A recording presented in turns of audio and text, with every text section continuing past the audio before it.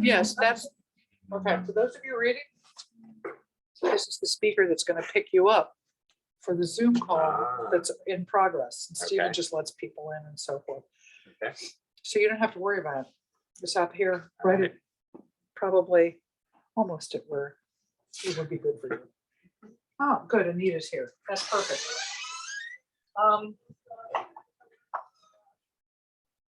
I can't tell you how much it means to me that the first live event we had was the last poetry event, and that this is the third one.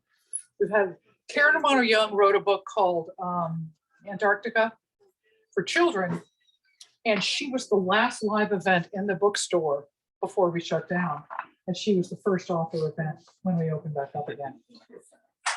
So we started the poetry series, as you all know, in March, and had no sense of whether it would remain virtual or whether we would indeed be able to go actual and be live with it.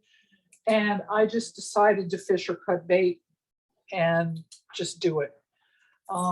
Thank you all for your patience, and who knows what this will be for next week when we do it with Brian. And Dr. Brian Clements is here. He teaches at Western Connecticut State University, and his students are the fourth event, his graduate and undergrad students, and it'll be wonderful. I mean, it's very important to me to recognize up and coming talent, even though they don't have anything in print. For those of you in print, we have your books here, as many of them as we could get. And thank you for those of you who brought samples of your work here today. Most notably, Brian's collection you have probably heard of, called Bullets into Bells.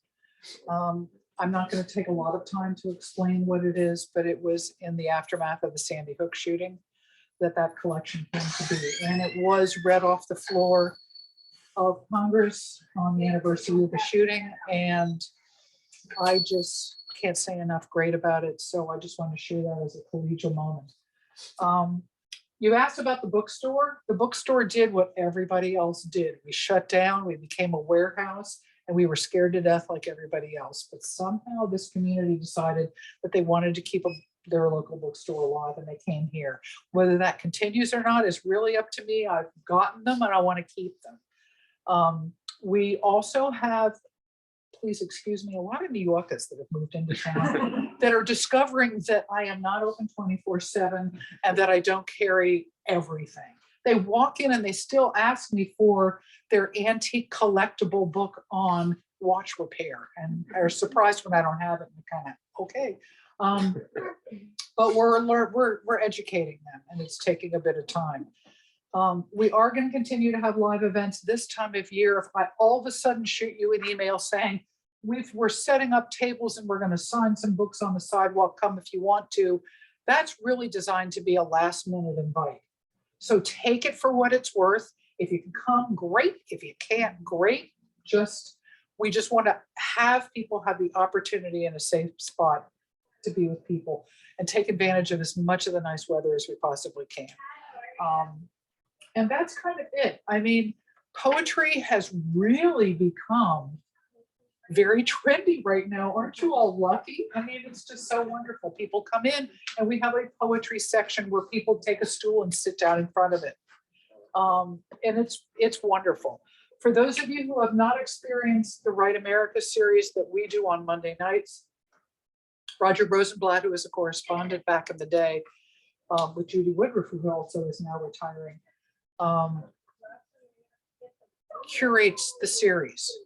And so I get the opportunity to work with Linda Paston and Meg Wolitzer and some of the big names, Delia Afrin and people like that, on Monday nights from 7 to 8. And Sherry attends pretty regularly, as a number of the community here do. And I would seriously check it out. It is the only free event with authors on the A-list. And I get to be the host. And it really is just a thrill. Thank you. Well, how often do you get invited to host Al Gore? You know, I was scared for a week. So the way we're going to work this afternoon, and know that we are filming it, so One of the things I've also noticed after doing every Monday night is there are a number of people that go back and rewatch. Particularly with Crowdcast and Zoom, people will go and they will watch it later. When I finish my Monday nights at 10 o'clock, people will sign in. And on Crowdcast, I can see when they sign in. And on Zoom, I kind of notice how many people have seen it. People will watch later when it's convenient for them. They'll take advantage of the pretty day and then they'll sit down later and watch it. So we do have a lot of recurring audience, no matter how many are here. So warm your heart with that notice that people will hear your work. We're going to go in order of how I listed them in the event with Amy. Do you mind going first?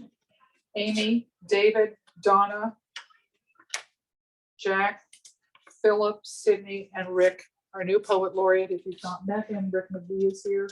Thank you for coming again. We love your work. We want to see it in print, please. Okay.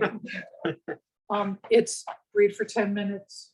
You can look at me. I've got to, I'll keep track of the time, but read for 10 minutes. And at the end, we'll do a round robin in that order. And I have had numbers of people say how much they like the round robin at the end because they hear the variety of people's styles. It's a great idea. Do you want a chair up here? No. You sure? All right. And Sydney, your flowers that your friends brought you are just stunning, and thank you for lending them to our decor today. Thank you. These are just lovely. Thank you so Well, much. Sydney also wrote Gardening for a Lifetime, which is one of my favorite books, How to Save Your Knees and Back as You Age and Garden. So she's a master gardener and was Grand Marshal of the parade 8 years ago, maybe? No, 5 years ago. Oh, I have no sense of time. So why don't we get started? I will read a brief introduction for each of you. Amy Nawrocki is a Connecticut native raised in Newtown and now living in Hamden. She teaches English and creative writing at the University of Bridgeport. Amy earned a bachelor's degree from Sarah Lawrence College and a master's of fine arts from the University of Arkansas. She is the author of 6 poetry collections, most recently Mouth Brooders, which is the finalist for the 2020 Connecticut Book Award. Her memoir, The Comet's Tale, A Memoir of No Memory, was the recipient of the Mind, Body, Spirit Award from Living Now Books. She and her husband, Eric Lehman, are the authors of several books and articles showcasing Connecticut food, wine, and literature. Thank you, Nina.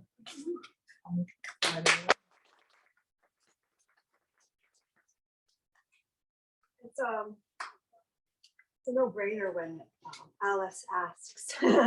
I'm sure anybody who has read here or will be reading today has that sense. So thank you so much again for supporting us, supporting me. I wasn't quite sure how to approach a reading. I haven't done a reading in many a year, right? So what I'm actually going to do is I'm going to read a poem from each of my collections. The first 3 works that I had published, which sounds strange even now that I say it out of my mouth, was called Potato Eaters, and that was in 2008. And so this is a poem. One thing that was interesting for me reading them or planning them was, seeing my own evolving style and things, and then also tracing some of the things that I still like to incorporate. The only thing I'll say about this poem is that it was written when I was in graduate school, and I was exploring what it meant to be on my own, not for the first time, but for a significant time. I was far away from home, and so I was much younger, and I wasn't married either, so I'll say that too. This is called Isles. Summer's last days loom, shy as dried sunflowers from the market, lingering in root beer bottles from the kitchen table. Downtown grocery aisles close in on late afternoon as she regards the price of honey like an old stock trader. Piling soup cans off the shelves, she thinks it tiresome, this work, this figuring out how to feed herself one day at a time. Her thoughts fray like dirty strings on a mop. Full of youth, the bag boy charms her, carrying bags to the parking lot. As the wind with its dancing loops waits to catch a loose vegetable bag off guard, he asks how her day has been so far. And remembering that empty cabinets wait for her to find a place for every can and every jar, she answers, all right. When the night comes in to the lonely tenement, she hears her mother, 10 years now gone, say, chin up, sweet girl. A voice succulent as the Christmas cactus, blooming too early in the living room, taking the water slowly from the tender and tired lip of a woman.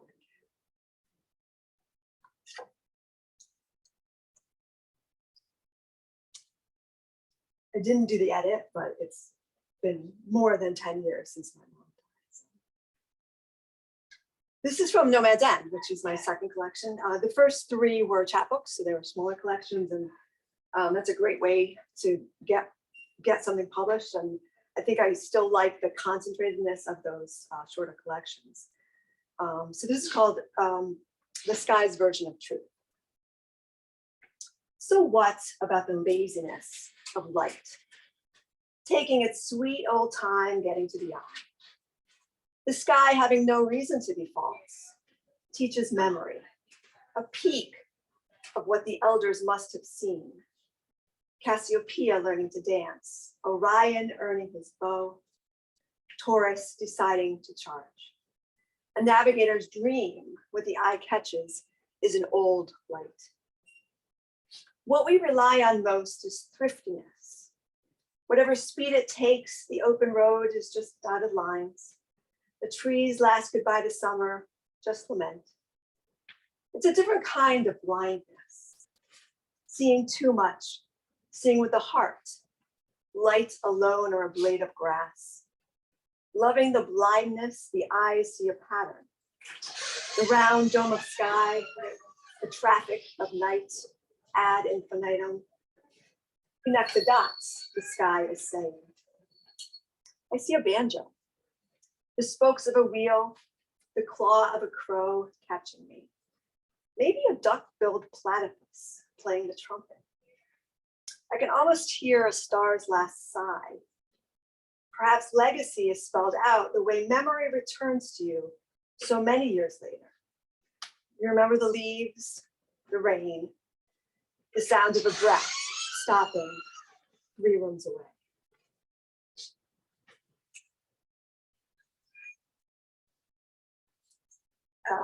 The first time I got that email that we want to get so badly that my first collection was going to be published, I was on my honeymoon. We were in a cool apartment. This is actually before Airbnb, so it was more challenging to navigate to find it, but it was really cool. So this poem is written in that apartment, or the idea of it was there on my honeymoon, and this is from my collection called Lune de Miel, which is Moon of. A naked book. The first fight of their married life took place in the Murray's apartment. The scolding came subdued within the scope of suggestion, not reprimand. The offense displayed on the coffee table left no doubt a crime had taken place. His copy of Tropic of Cancer opened to page 161. The corner turned down in a perfect triangle dagger. Other leaves bore the same mark, her subtle signature, an indulgence he didn't seem to share. He presented his case, being my husband Eric. He presented his case. Miller's words traipsed into the land of the sacred, where every vulgar human trade takes on the aura of the divine. With each reading, the additions yield enhanced, a few hundred openings preserved between a spotless cover. She countered with appetite, a hunger that could only be sated with consumption. If not with lips, then fingers would do. Since a pencil was absent, she found the edge tenderly and with love, creased it as one folds a napkin after savoring sips of plum sauce. Miller's exploits were the stuff of greed, meant to be fondled with greasy hands, swallowed and spit out in lengthy tendrils. Such ferocity demands snot and blood, mud-thick wax, spilled wine, and the sap of sex. The argument morphed out of itself. Soon, the quarrel withered, sequestered, and rightly left as an afterthought. He gazed at her with intense and amorous musings. She dog-eared him with a syrupy kiss.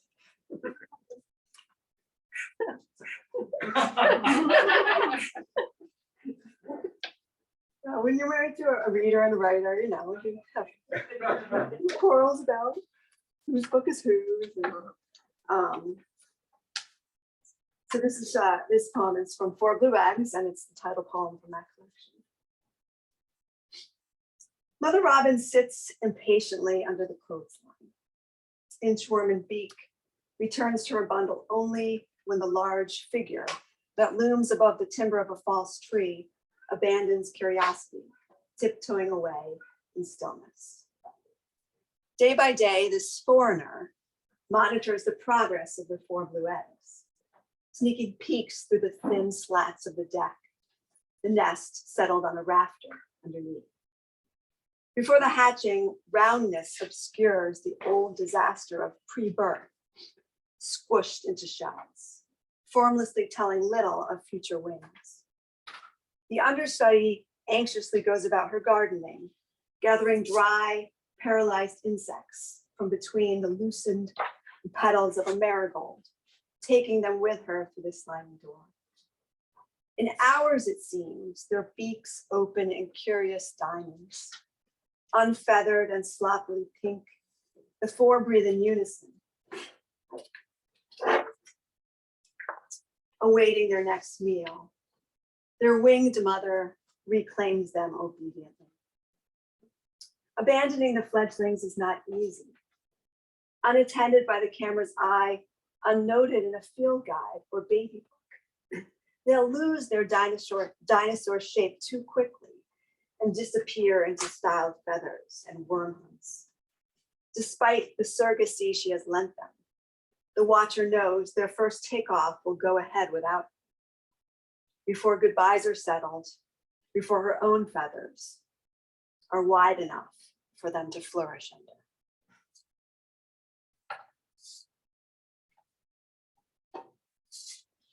It's about that time of year when the baby birds, well, the birds are not coming yet. The parents are busily making nests.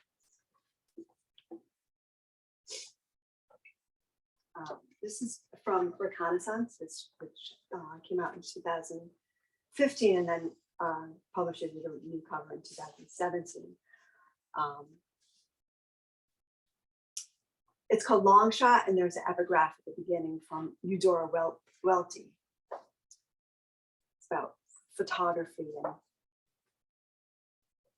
I feel this coming again when I'm looking for all my digital photos and thinking about nostalgia for the old kind of cameras, but the poem is called Long Shot. The dilemma is not about choosing between architecture or faces, panorama or close-up, indirect light or flash, but between the print's future frame and the quiet immobility of reflection. Just sitting and being, not worrying about whether any of this will be preserved digitally and remembered in 12 or 13 years. Chances are tomorrow I will struggle with recreating the bird that swaggering near my feet. Maybe in some somnambulent daydream, I'll re-see these tiny daisy-like weeds and hear the passersby crunch gravel under lazy sneakers. I might be able to gather pieces of foil and flatten cigarettes instead of fading poppies or the leaves of a tree I cannot name blowing in the breeze. It would be easier if I didn't love every single pigeon. This one with his spooky eyes and orange beak, a single brushstroke of white and teal under his neck. And if the fence's shadow wasn't so dappled and transient, if acorns would stop falling mid-distance between dawn and dusk, long enough to preserve their posts in my mind, if foregoing the shot and closing my eyes would be enough to argue against some future self, will be too old or sad or something worse to remember this. I think I forgot to read the epigraph. So close. A good snapshot stops a moment from running away. Okay. So this will be the last one I'll do for my first round. It's from Mouth Borders, which is my most recent. Alice has Reconnaissance and Mouth Borders. I have others at home if you're interested in my website, amynawrocki.org. Thank you all for coming here. Okay. This is from Mouth Borders. Kind of sums up a lot of the last couple of years, although it was written before we had more than we needed of catastrophes. The other arc. Say catastrophe. Lay down old towels and dry the times. Set buckets, then go back. Erase bucket from poems written yesterday, last week, when bucket meant restore each place that is drowned before. Look for synonyms, plumbers, and while you're at it, hire a glass blower. Because next time, the vessel you build should be a crystal vase, melted lead and white sand, transparent as an empty ribcage. Big enough to siphon the water in your veins through rainbow-ready hands that know how to row. Thank you all so much.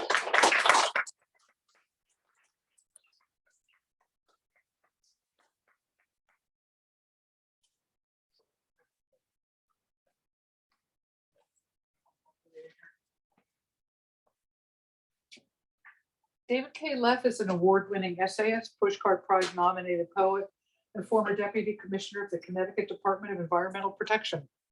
He is a member of the Collinsville Historic District Commission and was chairman for about 2 decades. He is the Canton, Connecticut Poet Laureate, Deputy Town Historian, and Town Meeting Moderator. I do that too. In 2016 and 2017, he served as poet in residence for the New England National Scenic Trail, the first ever such designation for any of the country's 11 such trails established by an act of Congress. The author of a dozen books and editor of 2, David has read his works, given book talks, and lectured on literary, historical, and environmental topics throughout Connecticut and beyond. He has served on the board of directors of the Riverwood Poetry Series, the Connecticut Forest Park Association, and the Maple Syrup Producers Association of Connecticut. He is a member of the Board of Trustees of Great Mountain Forest in Norfolk, Connecticut, a nonprofit working forest conservation education organization, and is on the collection steering committee of the Connecticut Historical Society. David has served as the book review editor of Connecticut Woodlands, the quarterly magazine of the Connecticut Forest and Park Association, and is now the poetry editor. Welcome, David.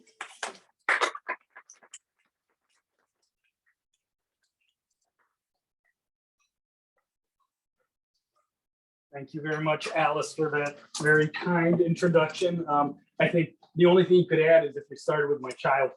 So I'll fill you in next time. So, but I think though we all owe Alice and Stephen a lot for keeping the torch of independent bookstores going. Thank you so much, Alice. I love coming here. This is such a welcoming and cozy space. I mean, it's really just about my favorite place to read. I can't think of any other place I'd rather be. I'm going to start with some poems from a forthcoming collection that'll called Blue Marble Gazetteer. It's about life under the threat of climate change, both in a global way, but also in a very personal way. It'll be out in November, so it will be just in time for Christmas giving. Put it on your list. Everyone will want one.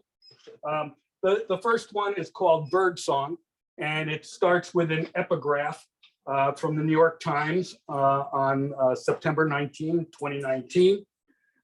It was written, nearly 1/3 of the wild birds in the United States and Canada have vanished since 1970. Yeah. Bird song.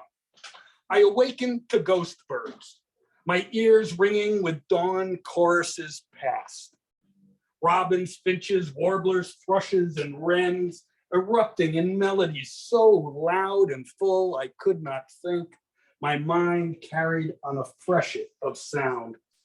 This morning is no silent spring, but a season muffled, slowly choked of breath, a boisterous choir fading to an ensemble of sweet chirps and whistles, not the wall of sound I heard as a boy.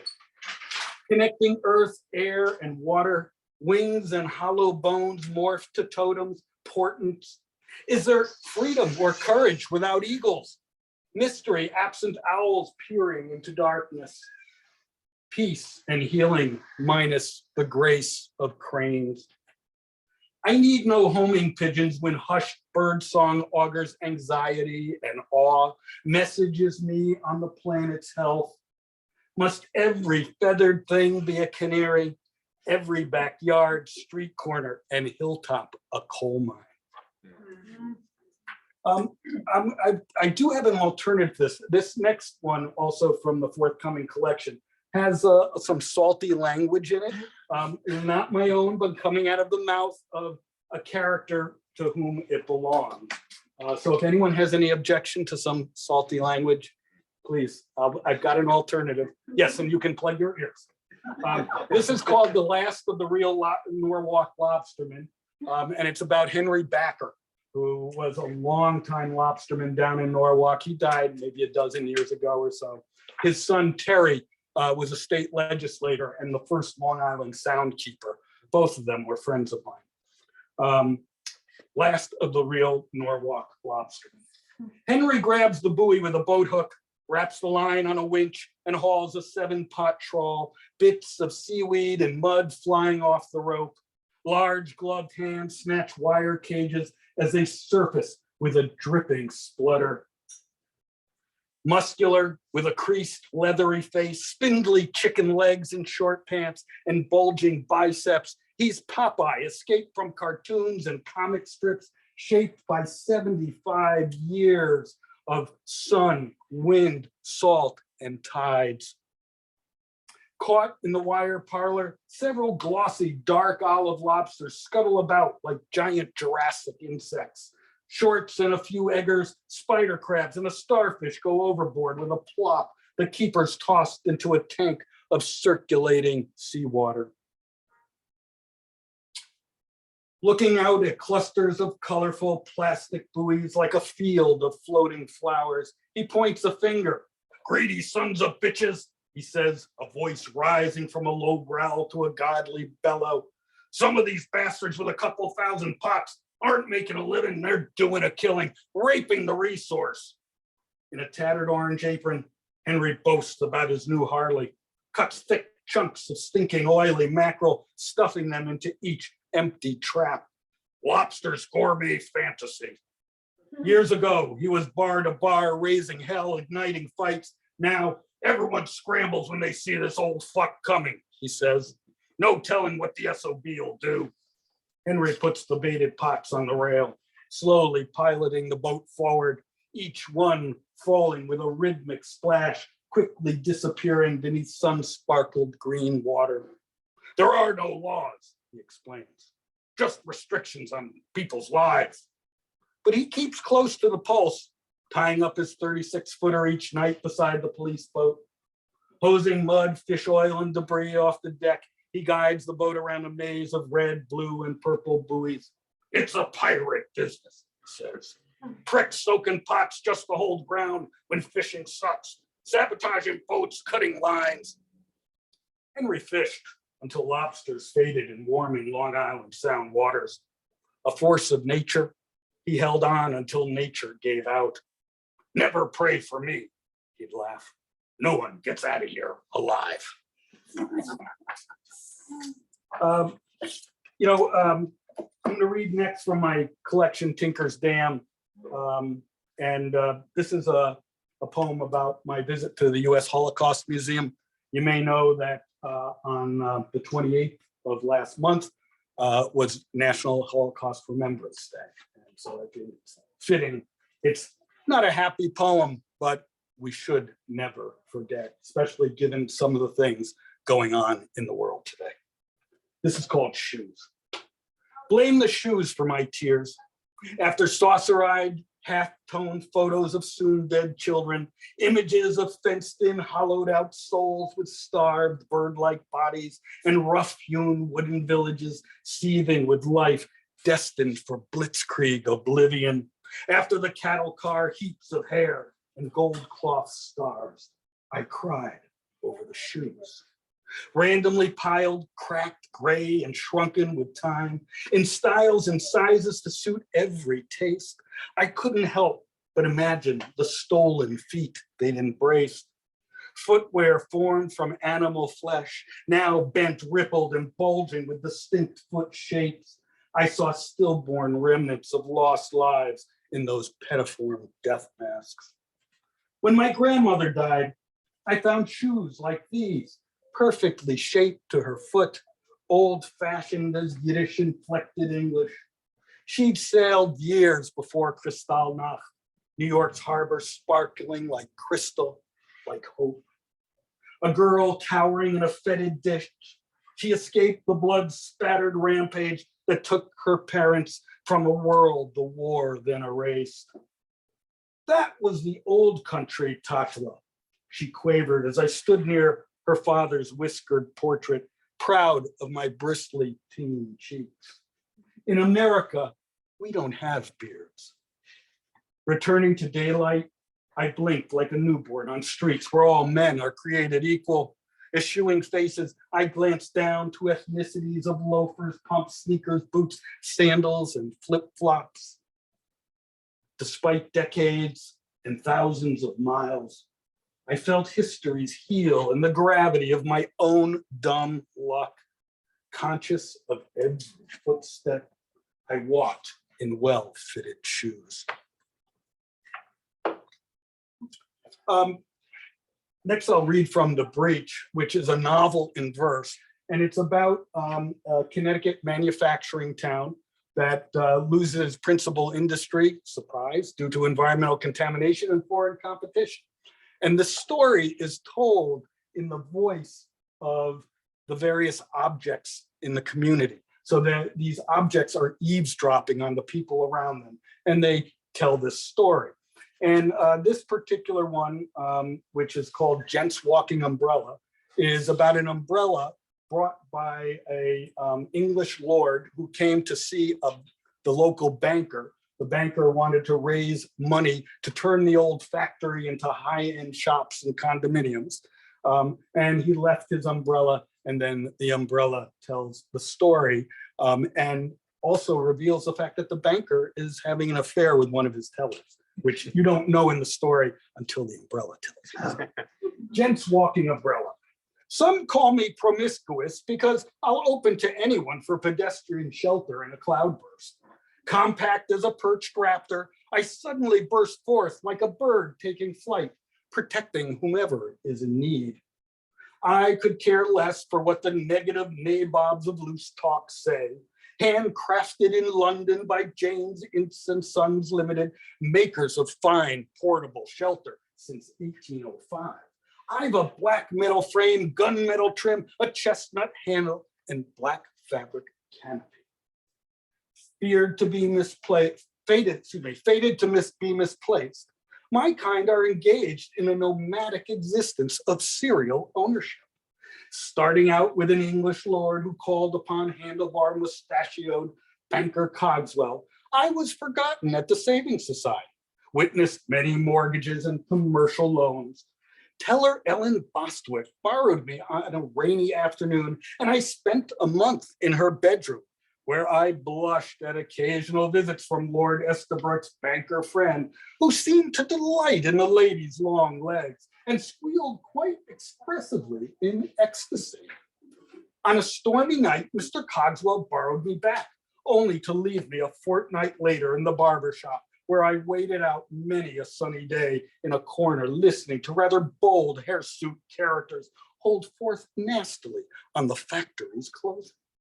Now I'm stranded behind the counter at the Night Owl Diner, patiently biding my time, my delicate fabric absorbing the greasy aroma of bacon and fried potatoes while listening to a surfeit of the most loudish talk. It's not easy awaiting a foul weather friend.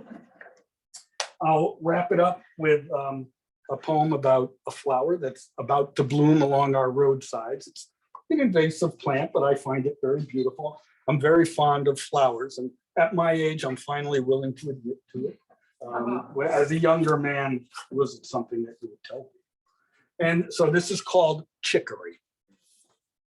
And one thing you might not know is that Cafe Du Monde in New Orleans blends their coffee with chicory. So that's in here, so you'll understand that.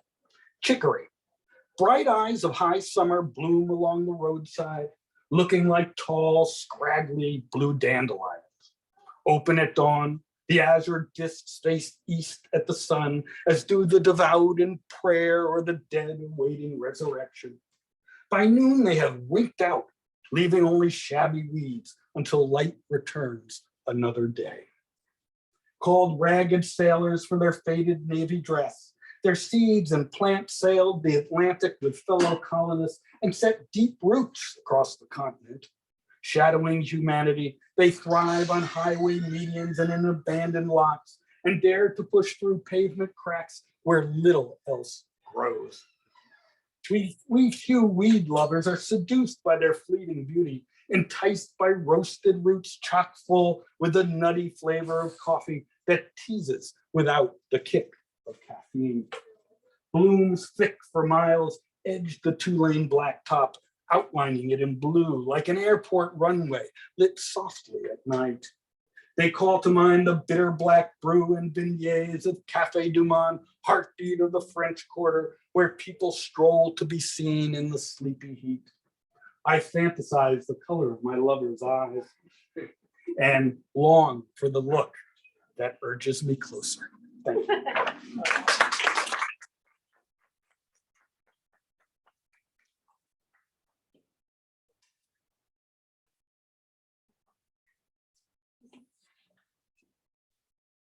Donna Marie Merritt is the author of 7 books of poetry, Bible poems for reflection and repose, No Winter Maintenance, Pass at Your Own Risk, We Walk Together, Her House and Other Poems, What's Wrong with Ordinary, Poems to Celebrate Life, Cancer, A Caregiver's View, and Job Loss, A Journey in Poetry. Merritt's poems have also appeared in magazines, school reading programs, language arts books, and American Library Association book links, along with anthologies such as Yale Medical Group's Caduceus, the Garbanzo Literary Journal, I remember that one, and for children, National Geographic's Book of Nature Poetry. Little Brown's 1 Minute Till Bedtime, I love that one too. And the newest is National Geographic's The Poetry of Us, Teensy Weensy Mice is her 17th children's book. Thank you, Donna Marie.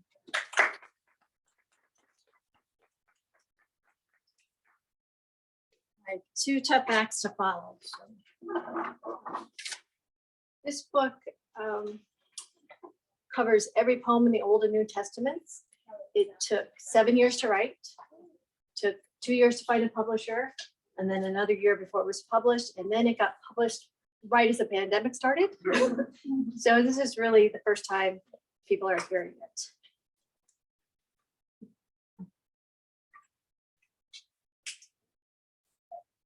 A love song.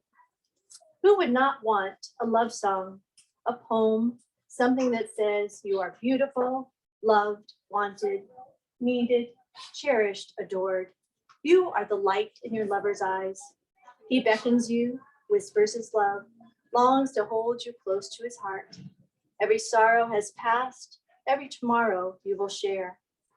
That kind of love is hidden on earth. We may love and marry and care for others, but that deep, true, eternal love that outlasts all, that sweet, strong song, that voice calling you, that is God loving you unconditionally for all time. Choice. A vulture spreads its massive wings 1,000 feet above the ground. It searches for decaying things, triumphant when the flesh is found. Strong sense of smell, keen, steady eyes, with beak that crushes to tear meat. The vulture homes in on the cries that lead it to the wasting weak. Bee does no harm, but extricates the rich, deep juice for honey's treat. Helps beauty spread to procreate with dust of pollen on its feet. If vulture strength were offered me, no mercy, death to all who live, I'd choose the simple drone of bee to inhale fragrance and forgive.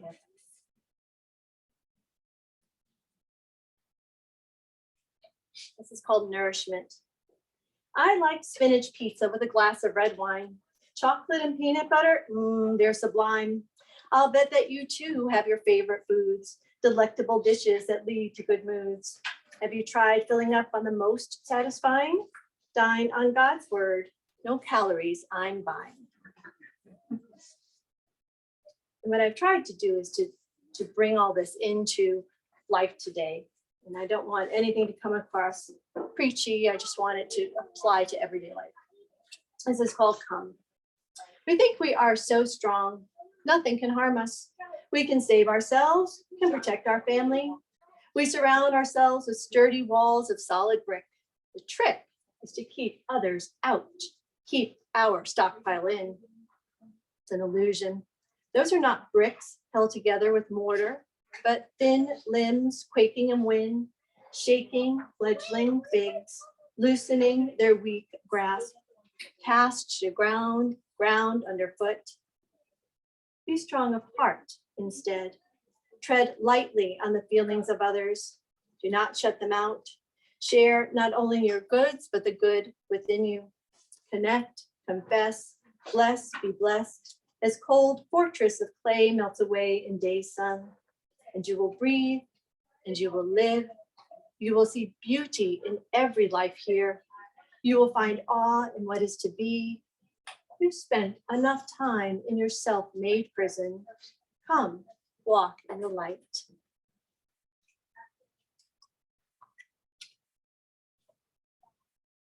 Action. Some people have a problem imagining a peace-loving Jesus overturning tables. Not me. I love that side of him. That side shows Jesus was human. That side shows that emotions sometimes get the best of us. Jesus exposed our actions as wrong, treating the temple as a marketplace, lowering a place of worship to a level of greed and profit. Notice that he hurt no one. He merely cleared the way for people to come to him and be healed. No room at the inn. How many times have you grumbled about the unfairness of it all? Doing something you do not want to do, going somewhere you do not want to be. I have, and far too often. But at some point we take a breath, say, okay, God, I'll do it, but only because I have no choice. And then God asks something even harder on top of that. My response is, oh, come on, God, I did everything you asked. Why is this happening to me? Not Mary and Joseph. They had to travel, so they did. She was 9 months pregnant, but she went. It was time to give birth, so they looked for a place, and then no one would let them in.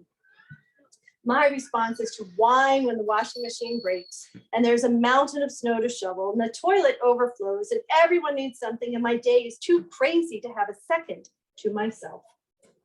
Mary's response was to do what she had to do without complaining. Joseph's response was to support Mary without complaining. Maybe it's time for me to complain a little less, count blessings a little more.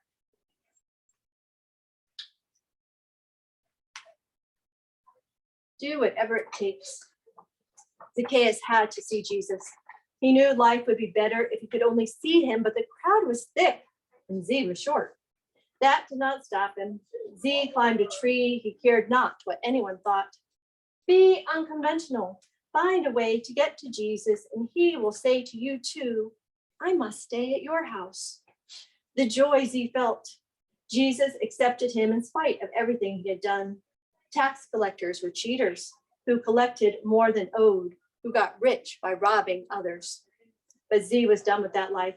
He was so happy, so thankful to be given the chance to make things right. And the self-righteous who disapproved of Jesus hanging out with the sinner, both Z and Jesus ignored those stuck-up snobs. Betrayed. We've all been there. The friend who whispered behind our back, the coworker who took credit for our project, the names we were called unjustly, the false accusations, the broken promises. It hurts, just about kills us. It empties us, breaks us. Jesus took Judas into his care, walked with him, taught him, loved him. Maybe it would have hurt less if Judas had screamed, "There he is, get him." But a kiss? And yet, all I can picture are eyes of pity, compassion, as Jesus looks at Judas. Not only does Jesus accept arrest, but he heals the servant's ear. He takes time in this moment of ultimate betrayal, to show mercy, to call for peace. No one is asking you to hang out with your betrayer, but try as best you can to forgive, to move on, to pray for mercy and peace for the one who wronged you. He walked among us. I often think about the water into wine. I understand it was the first of his signs, so it's significant, and Jesus performed signs because people needed them, but I also love that Jesus obeyed his mother in that moment. Did she know his mission was to start? Did she give her son a little push? And I love that Jesus was at a wedding, drinking wine, spending time with friends, family. He was not a down, dejected person. Jesus celebrated life, smiling, laughing, sharing the good news of a loving Father, of a heaven waiting. Don't misunderstand me. Jesus did not run around drinking, gambling, living for pleasure, but he did accept and appreciate being human. How much greater that makes his sacrifice for us, knowing the way his days here would end. And just two more. We are the same. We do not choose the country of our birth, or the color of our skin, or if we will be disabled or diseased, or falsely imprisoned or enslaved, or viewed as ugly by the world's warped standards. We are the same, you and I. We are one. Unique gifts and personalities, yes. Different in God's eyes, no. Stop letting the world trick you into thinking it's you versus me. We are all God's children, finding our way home. Last one is keep the good stuff. Your life is not all put together, neither is mine. It is fine, required really, to assess, evaluate, ask questions, pray, meditate, contemplate. What are you doing that is good? Find it, keep it, continue to adjust the not so good parts, but embrace with joy the good you are most certainly doing.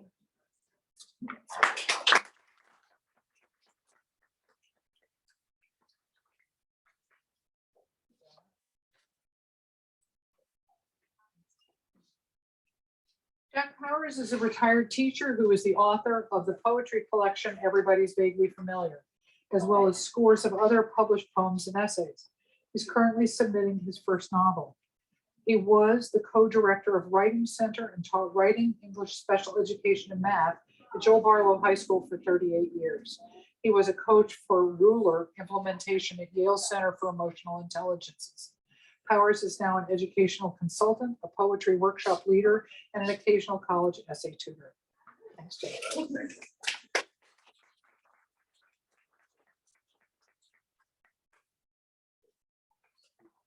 So there's a little salty language in this first one, all my own. So I'll do like a little signal. Right. The God of Stupidity. I'm on the roof of Buzzy's car, spread eagled for grip, fingernails dug into the rubber seal around the windshield, eyes tearing from the cold, rain-specked wind coming at me. Buzzy turns on the wipers. I had dared him to knock me off, but I've learned not to flinch. The lake is somewhere off to the north. We've just left the Rongovian embassy, perhaps forcibly, after a marriage ceremony improvised with tequila and a jukebox of country songs and a smattering of invented Rongovian with a girl I'd met that night, Linda, I think. She had white teeth and laughed at everything I said. She seemed the perfect mate for this new world I'd been born into that night after hitching down from Syracuse. Ahead somewhere is the rocky driveway down to Buzzy's college rental on the lake. Turns are the hardest times to stay on the roof. One side of the body loses its grip. The other wants to keep hurtling forward, but I'd studied this before at slower speeds in warmer weather with less tequila. I squint as the engine slows, dig in my nails, wrap my left foot around the roof edge, press down, and ride the turn into the woods, reeling in my right side and clamping it to the roof as we straighten. To cheers below, I smile into the blackness split by the white beams of Buzzy's headlights. I forget about the second turn, and this time my left foot loses hold. I hang for a moment like a flag, my legs spread wide, grasping the air, my right hand flailing at the night. A month from graduation, life stretches ahead in incremental bits, and I want to both freeze it and skip ahead to the good parts. As my fingernails scrape across the roof and I finally launch into the night, my only thought is, shit. I fly between the pines, lining the hill down to Lake Cayuga, snapping off their brittle branches. Above the high-pitched whine of wind, brakes screech and stones skitter in the driveway. When I hit, I roll twice and land with an oomph against the smooth pine trunk. Buzzy and the others scramble through the trees, swearing as they're poked and prodded by the branches, hollering, Jack, Jack, Jack. I've just lost my glasses, I say. The moon slides out from behind a cloud, or maybe it was there the whole time. Thank you, I whisper. I stand, check again for wounds, dust off the pine needles, and stumble up the hill. The wind roars behind me off the long finger of Glacier Lake, formed 2 million years ago, and named after an Iroquois tribe long exiled to Canada. And I realize, if there is a God of stupidity, he's not a vengeful God. He's trying to save us, but there's just too much stupidity in the world to save everyone every time. So thank you, Alex, Stephen. I love this bookstore and I'm delighted to be invited. So thank you very much. These are poems are from my, I'm calling it my first collection. It was the only one. I have a second one out trying to find a home, but not yet. And it's basically a memoir in verse, a lot of poems about growing up and about my parents. I have to share at least one poem about my mother and my father anytime I read it. So this one's called Perfectly Good Shoes. It started with a pair of desert boots I begged for 7th grade Christmas that arrived weeks after everyone stopped wearing them. I was spoiled. A billion people in China were desert bootless. I didn't care. My mother started wearing them around the house, then for short trips to town. Soon she added my discarded denim bell bottoms with red pinstripes, my leather belt with the dancing bears buckle. My teen years were haunted by mismatched versions of my old self. My mother's pale, smiling face perched on top. Even after I moved out, married, had kids, I never knew what mismatch of my old tie-dyed t-shirts, disco shoes, Madras shorts, or wide-collared floral shirts would show up at Easter or the 4th of July, along with the news of successful classmates and clipped bits of neighbors I never knew I'd known. When she died, I emptied her closets and gave it all to the Greek church across town. But on cold mornings, I see the frayed arm of my Christmas sweater toss the paper on my lawn. At night, my tattered ninja pants take my movie ticket and tear it in half. And my laced together desert boots dangle from a wire downtown.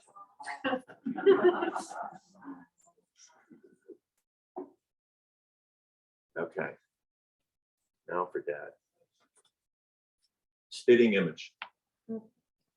Same thing without the pipe, the caricaturist said in Provincetown, when I, at 5, followed my father into the chair, and he sketched the same horn-rimmed glasses, snub nose, wavy brown hair, breast back and front, only child size. My reactions range from flattered then to angry at 14, to bewildered in Afro and Fu Manchu at 20, to mildly amused at 40, when I thought I'd been successful in my campaign to be the anti-him. And now, as he struggles to decipher a hot dog shack menu and asks the same question again and again, I nod when the waitress says, "Must be your dad," and I help him onto the wobbly stool.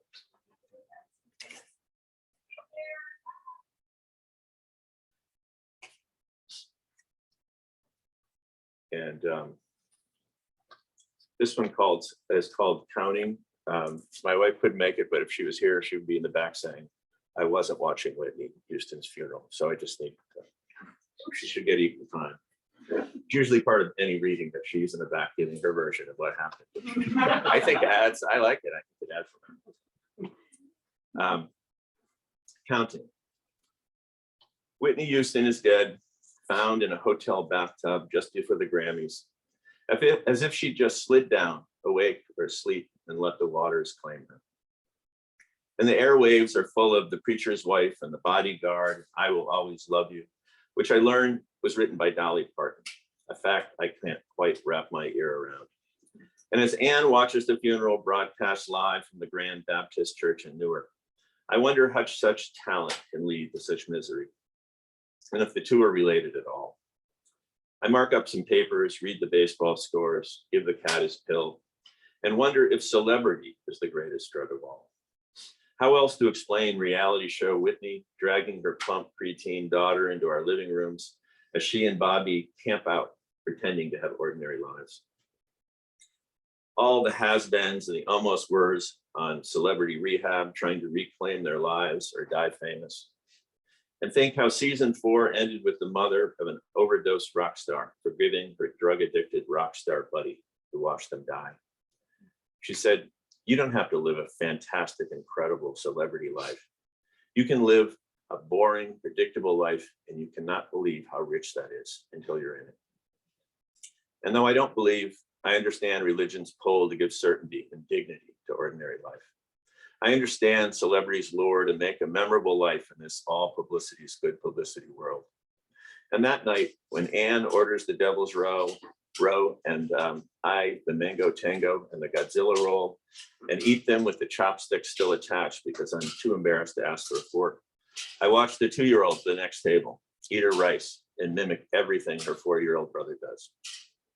And the baby in a high chair 2 tables down smiles and gurgles at the finely tweezed college girls across the aisle who flirt with them. And I wonder if this is it, the tang of the mango with the crunch of spicy tuna, the wide cheekbone smile of the waitress whose name I can never remember, the hot tea, the soy sauce I dip my rolls in, the crowd in the restaurant that ignores us so we can eavesdrop and catch snippets of their lives in quick glances. In a dream last night, I sat across from a white-haired woman with pearls and startling blue eyes, talking about the magic of cities, how they were invented by the Puritans in New England. I know she's someone, but I don't know who. And though I knew what she says isn't true, I'm infatuated with her certainty. Even after I wake, I can still see the textured red lipstick on her cigarette, the smoke rising in a lazy curl, her elegant veined hands dancing as she speaks. Who doesn't love a celebrity rising up with a fresh new story? And who doesn't shake their heads when they fall? And who doesn't sigh and settle back into the dull, safe waters of anonymity? I wonder if Whitney closed her eyes and slipped beneath the water, like a child counting to 100 while the other children hide. Palms pressed to her face, 1 1,000, 2 1,000, 3 1,000, 4.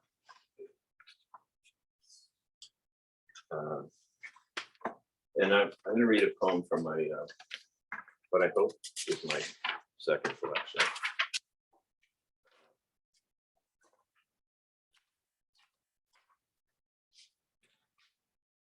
Called Last Act.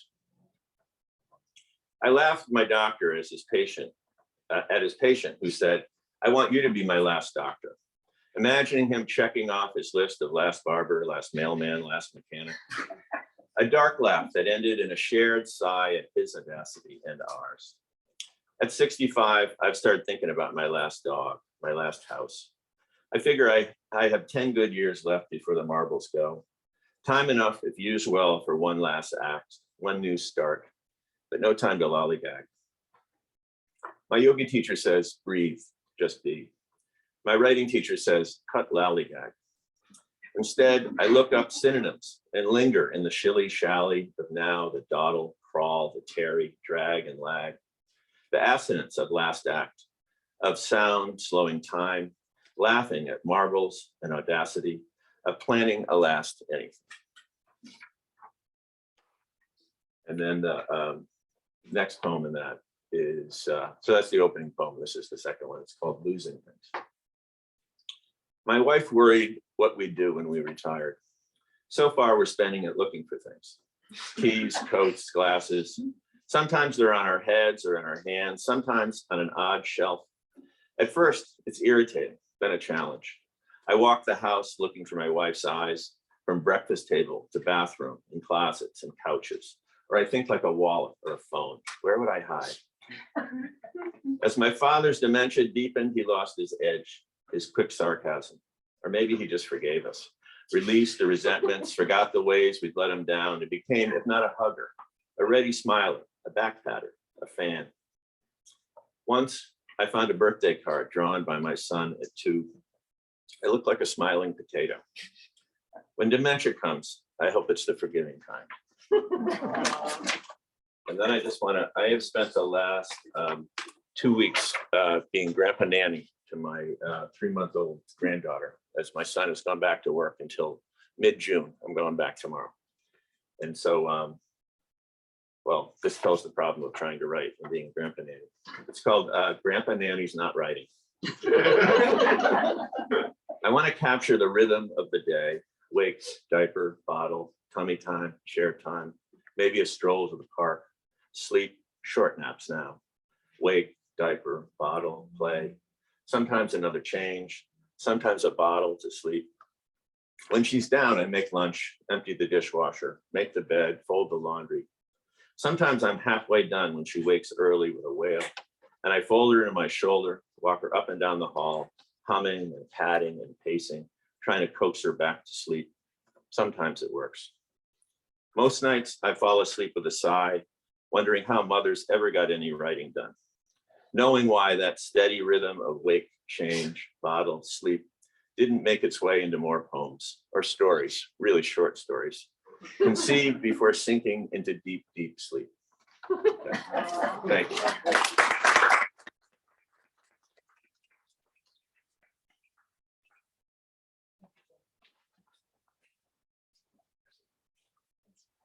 Phillip Lu, CSU Distinguished Professor of Astronomy Emeritus, earned an MA from Wesleyan University in Connecticut and a PhD from Columbia University, published more than 100 research papers in astronomical journals, translated and edited a half a dozen books and 9 volumes of bilingual English-Chinese poetry collections. Recipients of Dr. Is it Dayu Wu? Yes. Late president of the National Academy of Sciences Science Writer Prize, 2006, and a minor planet, 175450 Phillip Lu. Phillip has a minor planet named after him by the International Astronomical Union in 2014. I remember that. I remember seeing it. It's your turn to read. Thank you, Phillip.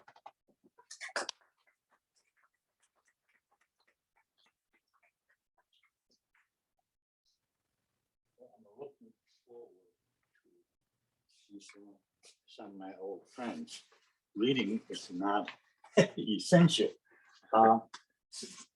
I decided that when we read the 2 poems and 1 from each book a year ago and this year.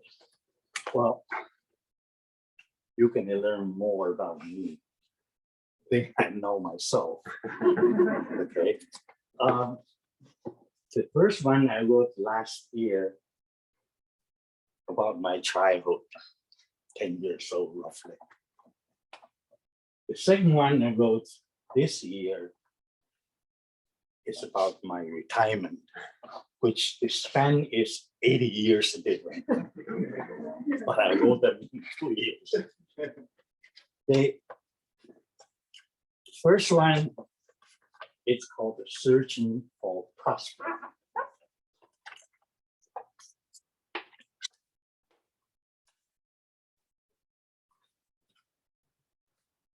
Some of you may not familiar with the things I wrote, but if you have a question, please stop me. With the fading twilight, darkness permit the entire village. Hide where you may, nowhere was bright and warm. A still night and silent trees, reflecting the late autumn chillness. There was not much you can do, but in the darkness, everyone crawled into bed early. We talk about backwards country villages.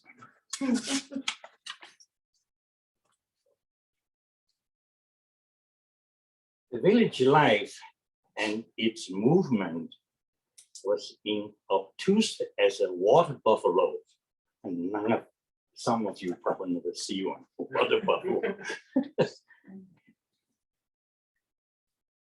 And the shadow of a giant willow trees.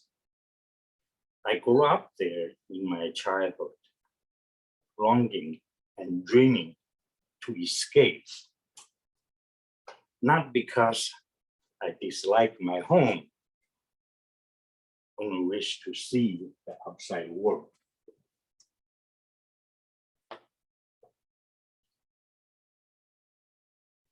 Desolate villages with a straw hut, surrounded by green maple, mulberry trees, and heaps of dry haze. The mulberry tree leaves were for the silkworms.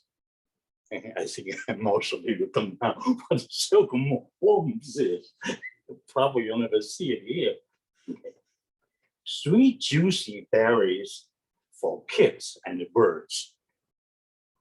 The hay was for cooking and keeping warm and feeding the cows and the goats. A rebellious young man did not believe his fate, challenging his destiny by searching opportunities. Chicken are breathed with relief, sight of relief. And that's something needs to explain, because I was the one destined to catch the chicken for the dinner, okay?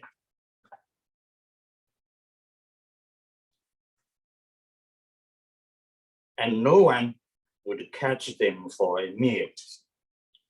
Frogs feel free from nutty boy's tongue. I like to play with the frog, okay, but nobody can tongue them anymore. Okay. Soon, okay, the old water buffaloes was in despair.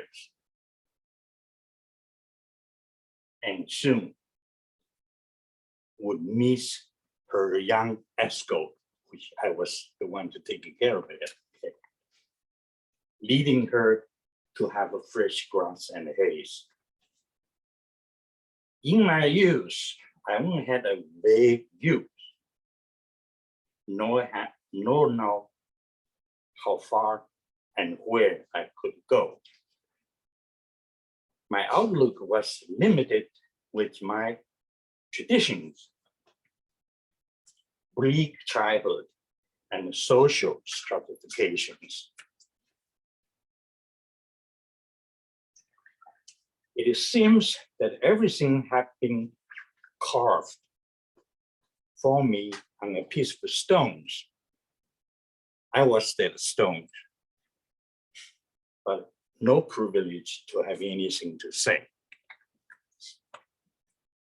I would not do much anything anyway, knowing to be trapped as a poor farmer. Yet, once I reach my old age and retirement in leisures, growing vegetables and chopping wood become my habit. After all, it perhaps the blood of my farmer runs in my vein. We all tried to flee from our childhood, not because we were unloved or neglected, only wish to break out the old traditions, creating a path for my prosperous futures. Though the road was even or straight, hardships and struggles were always along the way. You must have to smooth the obstacles, building your own bridges to cross the river. At the end of my hard effort, finding a small secluded dwellings, living your casual life without hassles, lying down wherever you wish, eat whatever you desire and prefer, no social burdens and constraints, no worry about food on the table or in the pantries.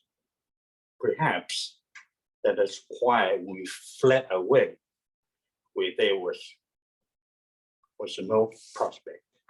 That's the ending.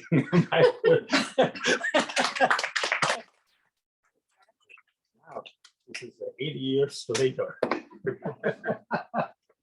But the title is kind of bleak and down. But anyway, here goes.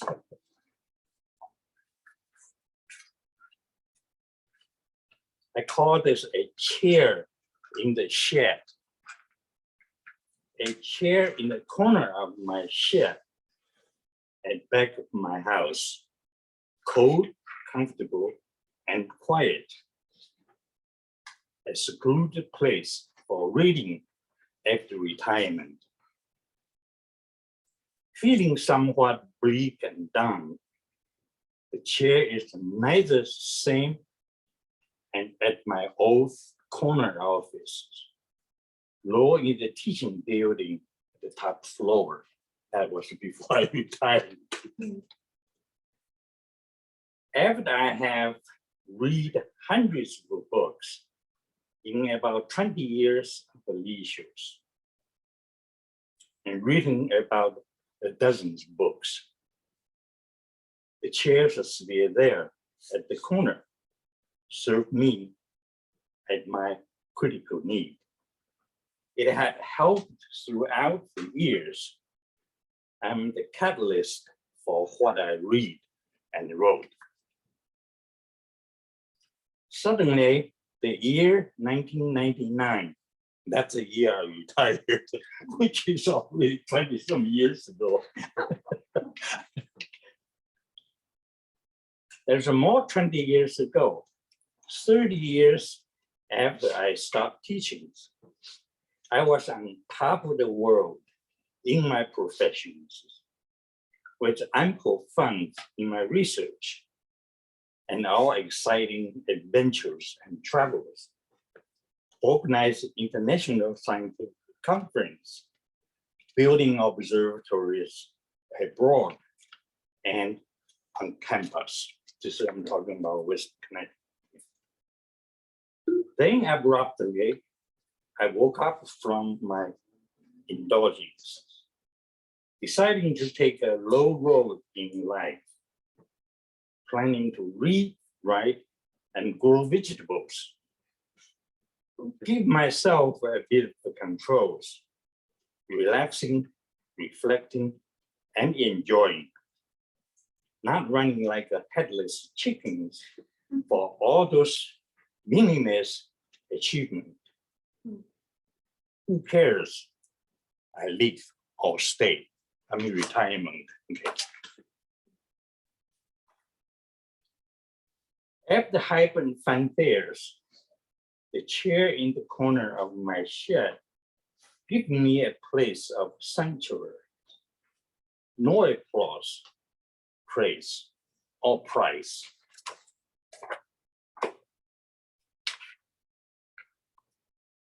I was alone, yet peaceful. Never looking back at the observatory I built. I let go and the ball lines and start to sail, shedding neither tears nor sorrows. I should put my glass on, but I speak sorry about my story. Crying for the lost tribute is wasting effort. The wind never brings back your sweat, only chill feelings of your memories. No one pities what you have lost. Even the pity itself is benevolent. Disappointment in its misfortunes. It has no physical status and downgrade values. The empty sentiment is hollow and shallow. I have muddled through unweariness in my late years of haggling. Indifference is like peeling off a bland of skin. Let scrunchies take care of themselves. Inheriting someone else's leftover or needs does not receive a plate of delicious goodies and does not receive a plate of goodies if you don't know how to make them tasty. That's your abilities and a lack of skills. Approaching my 90 years in my existence, I do not look at calendars, lunar or Gregorian, only how I feel in my head and my legs. If they are serving me my dandy and well, I will let my heart do the circulation and the vibrations, chopping wood, cutting trees, going up to the roof, cleaning up the chimneys. So be it. Why should I divide my gift? Last two stanzas, I'll let you go. Okay. Using the average lifespan in years, the total number of days is about 30,000. We have about 780 days left after 80s. Beyond the number is longevity. It's coming from your positive mindset, eating right, exercising, and using legs. A good habit of lifestyle and practices coming not from hereditary. Longevity is a prolonged existence, increasing torment and delayed death. Eternity is just a paper tiger. It's a fantasy to lure you into convictions. Everything else is constantly evolving. Idealism and realism are two different paradigms. We are only moving from one realm to another realm. Thank you. Would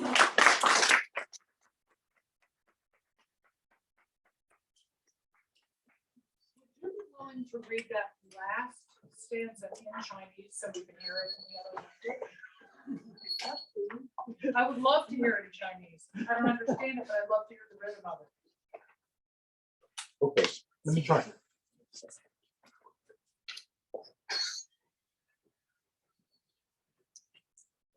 'You mean the longevity? Yeah, sure. Okay. I think you probably don't understand word of it. It doesn't But- matter, but the rhythm and the sound of language is different. Okay, all right. Okay. 长寿是延长生存，增加折磨，不延长死亡。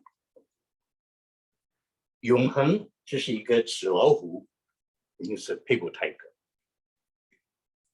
它是一个幻想，引起你进入一种信念，一种 conviction， 一种观念。其他的一切都是不断的演变，所有其他的evolving。理想和现实主义是两个不同的范式，就是 idealism and realism 这两个不同的。我们只是从一个领域到另外一个范围。I'm moving from one to another领域。Okay. So, I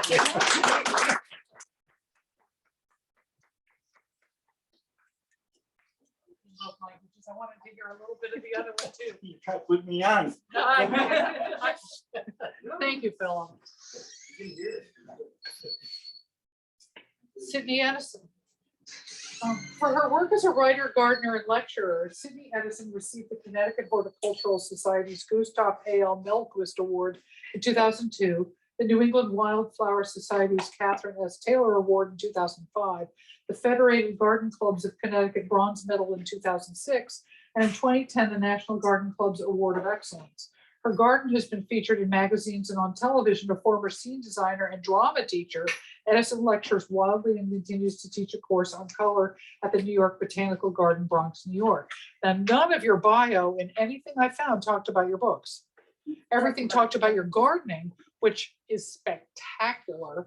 But, you know, I just kind of wanted to mention that I wanted also to hear about what brought you to writing, but I think your writing speaks for itself.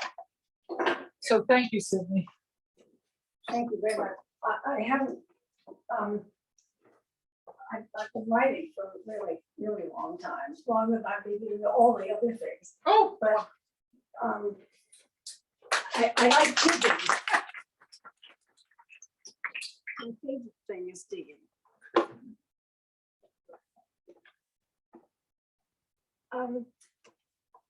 I was very young when I came to poetry, like about in first grade. So, and I think that probably that returning to it is, it's wonderful. I sit every morning and look out of wonderful glass doors at a most beautiful landscape. I mean, it's just the luck of living in Connecticut, and you know, we have a lawn that runs to the woods, and the woods run forever. And I write something every day, and so some poems I think are better than others.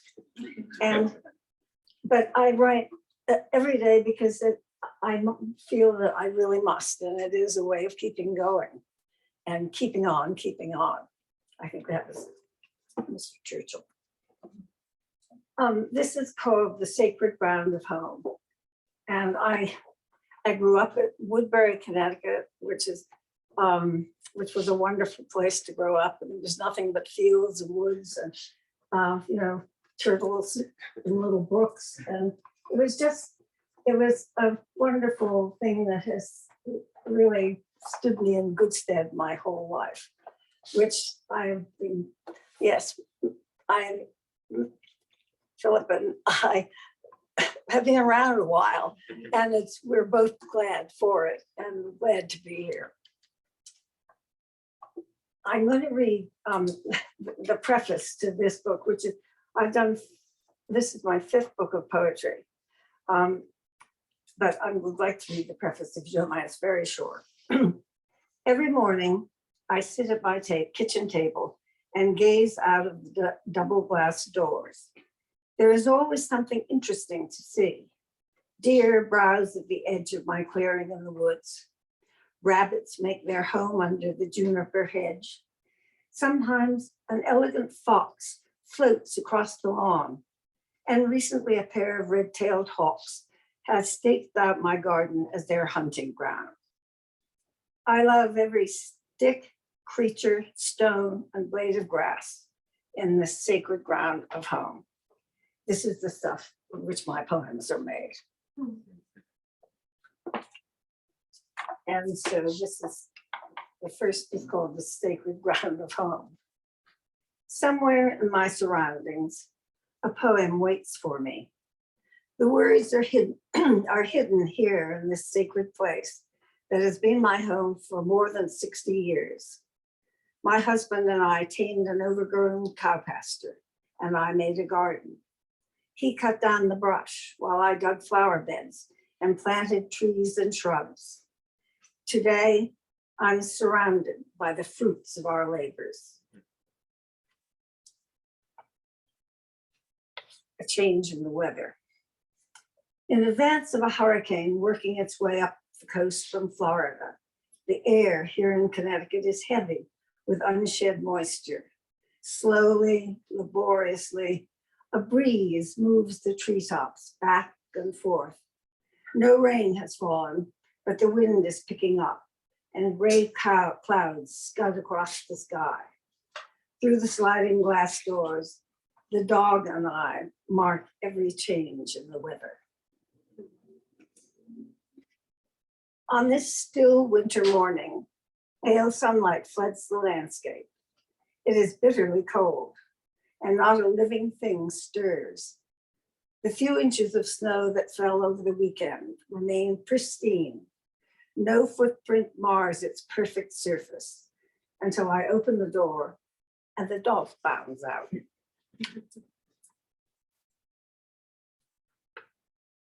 The Lion and the Lamb.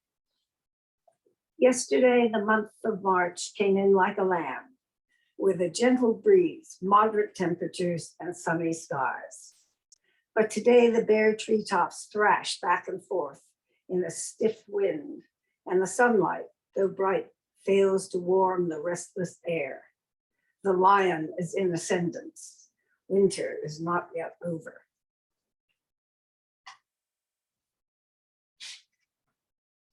Ephemeral spring. This last day of April is wet and green and glorious. An English day in New England, where springs are too soon over in the headlong rush to summer. For a few days only, clouds of tiny but innumerable flowers envelop the treetops in a haze of yellow-green. It is this ephemeral stage that takes my breath away.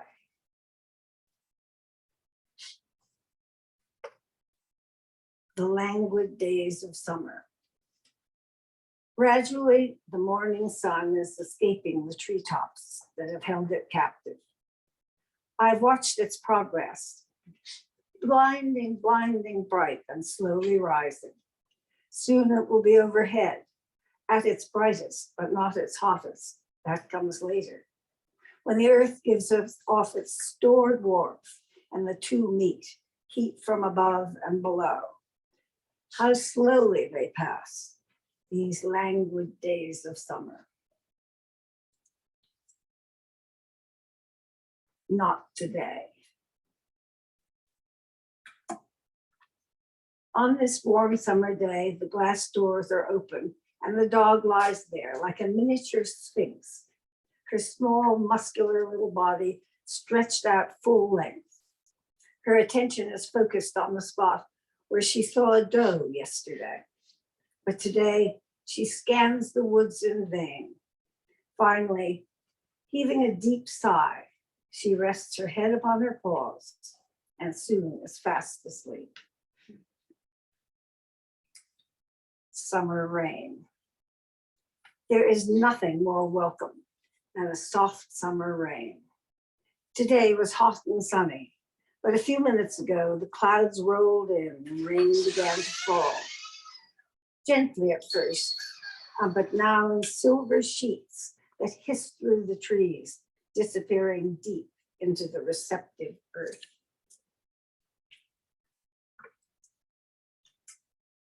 A love affair. Gardening is a love affair with plants and the land. It isn't what you know that matters, but what you feel and learn over time. For me, it began with the smell of earth, the sudden greenness of spring, the blossoming of fruit trees and old-fashioned shrubs like forsythia and lilacs, and long-lived flowers like peonies and irises. These came with our property and have flowered faithfully for the last 60 years.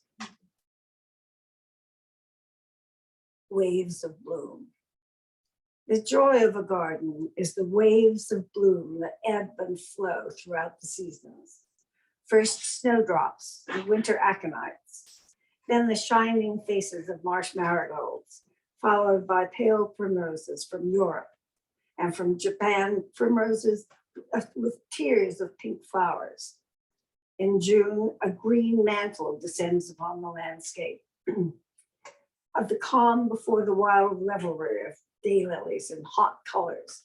And finally, the autumn drama of our native woodland trees, turning to gold, red, and orange, the climax of the garden year.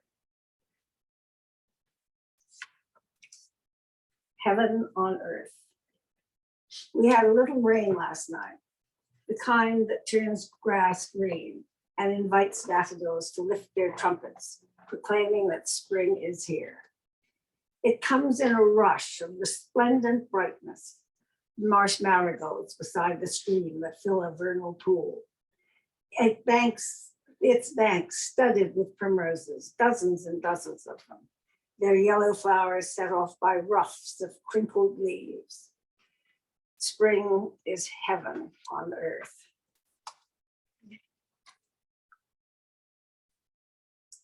A freshet of words. I was so glad to hear someone else who had a freshet of something. Yes, I like a freshet. It just is very enlivening. Sharpened pencils and legal pad are at the ready, but this morning no words come. Soon I must decide whether to give up or continue gazing out across the landscape. It's a beautiful day. March has come in like a lamb, bringing green frogs to the surface of the pond. They float there, issuing raucous mating calls. Today, the frogs run out. Today, the frogs won out in a freshet of words. Solitude. Many people live alone, some by choice, more by happenstance. And whatever the reason, it is important to find purpose in every day, however mundane. On Mondays, I put out the garbage and do laundry. Tuesdays, the dog and I go to class and learn new skills and tricks. Midweek, an invaluable friend helps me in the garden. On weekends, I dine out. And every day I write to find out where I am in my life and what is on my mind.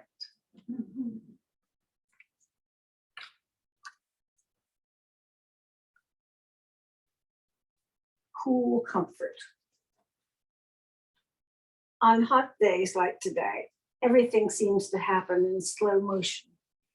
Hikers in the woods lean into the slope as they mount the hill, one foot after the other. The dog and I watch their deliberate ascent from the relatively cool comfort of the kitchen. Gathering. On this soft midsummer morning, no breeze disturbs the trees, and all is quiet out of doors. Mist too fine to see envelops everything, the forest, the garden, the house, and silently finds its way through the screen door and into the kitchen where I sit. I feel the damp air cool against my bare ankles. The dog feels it too and stretches in her crate. The mist has gathered us together and made us one with the world we inhabit. Making time count. How the days rush by. Before you know it, they have become weeks and years. The puppy with baby teeth as sharp as needles is now an old dog, content to spend her days sleeping in the sun. And I am an old woman trying to make time count.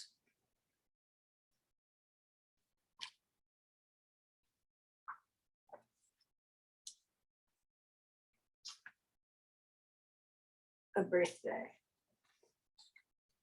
The Christmas tree is gone, ornaments have been put away, and the new year is already 5 days old. Today is my 90th birthday. How quickly they come and go, these birthdays. In a flash, yesterday becomes today, and before you know it, tomorrow is here. So hold on to every day as long as you live. Nostalgia. Nostalgia often draws me back to my hometown, a dot on the map of Connecticut, where dairy farmers struggled to eke out a living. Our house was surrounded by pastures and woodlots, with a stream running through them, east to west, eventually finding its way to the Pomperaug River. My brothers and I knew its every twist and turn. In those days, Woodbury was a child's paradise.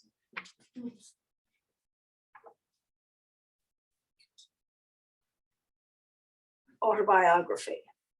The Garden is my autobiography, written in the rocky landscape of New England. Open fields and tumble-down stone walls, surrounded by hardwood forest.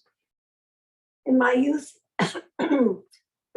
farmers worked this unyielding land with teams of horses, plowing, planting, haying, and in the winter harvesting trees to burn as fuel. I knew this life, so when my husband and I found an old farmhouse with a few overgrown acres bounded by woodland trees, it felt like home. An ongoing story. I marvel at my antiquity and my good fortune. For 60 of my 90 years, I have lived in the farmhouse my husband and I bought as newlyweds and loved from that day forward. I love it still, full as it is of memories. Sitting at the kitchen table, I recall a visit to the Hitchcock Chair Company, where we found this chair. Designed by Lambert Hitchcock in the early 1800s, chairs like this one, still in production today. Being gold is part of an ongoing story.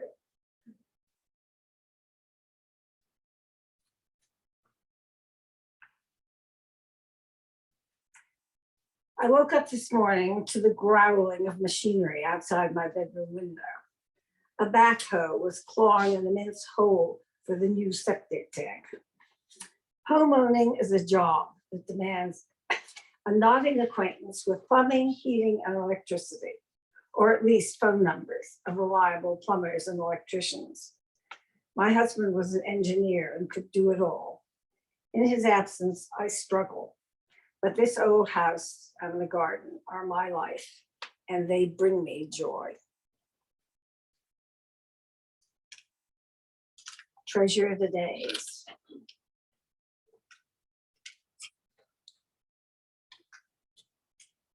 Try to treasure every day.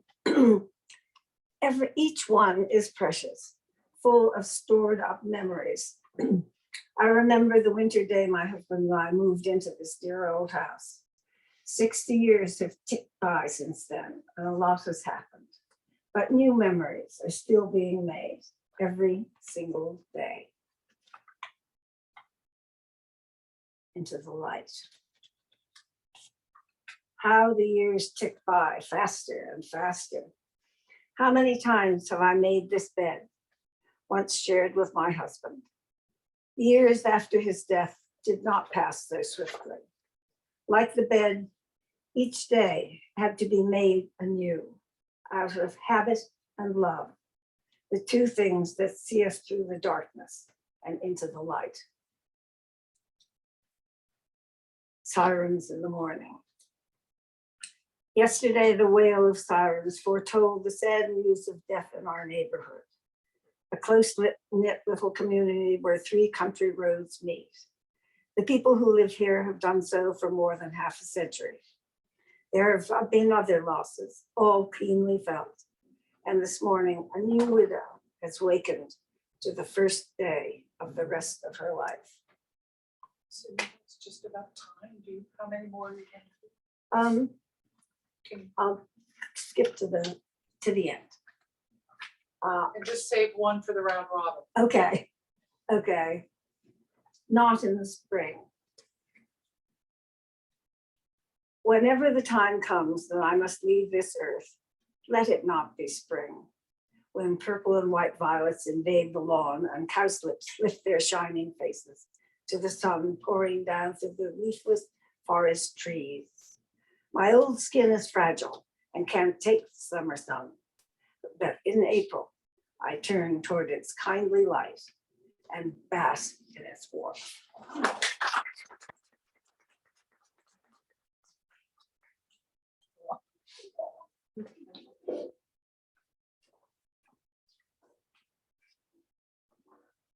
And last but not least is Rick Magee. I just want to say that we're going to do a round robin at the very end, but I'm going to say goodbye to those of you watching from home, because at the end of the round robin, we're just going to turn it off. So thank you all in advance for coming, and please stick around and visit with each other afterwards. So Rick Magee grew up in California, and he started writing poetry when he was 9. He continued to write through college at the University of California at Berkeley, where he got a degree in English and studied poetry writing with Gary Soto.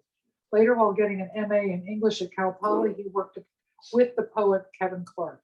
He moved to New York to complete his studies in English, and his poetry writing had to take a backseat to academic writing. After completing his PhD, he began teaching at Sacred Heart University in Fairfield. He teaches courses in literature, poetry writing, and food writing. He has returned to writing poetry, and his work can be found in the Madrigal, the American Journal of Poetry, Rough Diamond Poetry, and New Note Poetry. He is the current Poet Laureate of Bethel, and he lives here with his wife, Rebecca, who is also an English professor, and his son, Cormac, who wants to be an author when he grows up.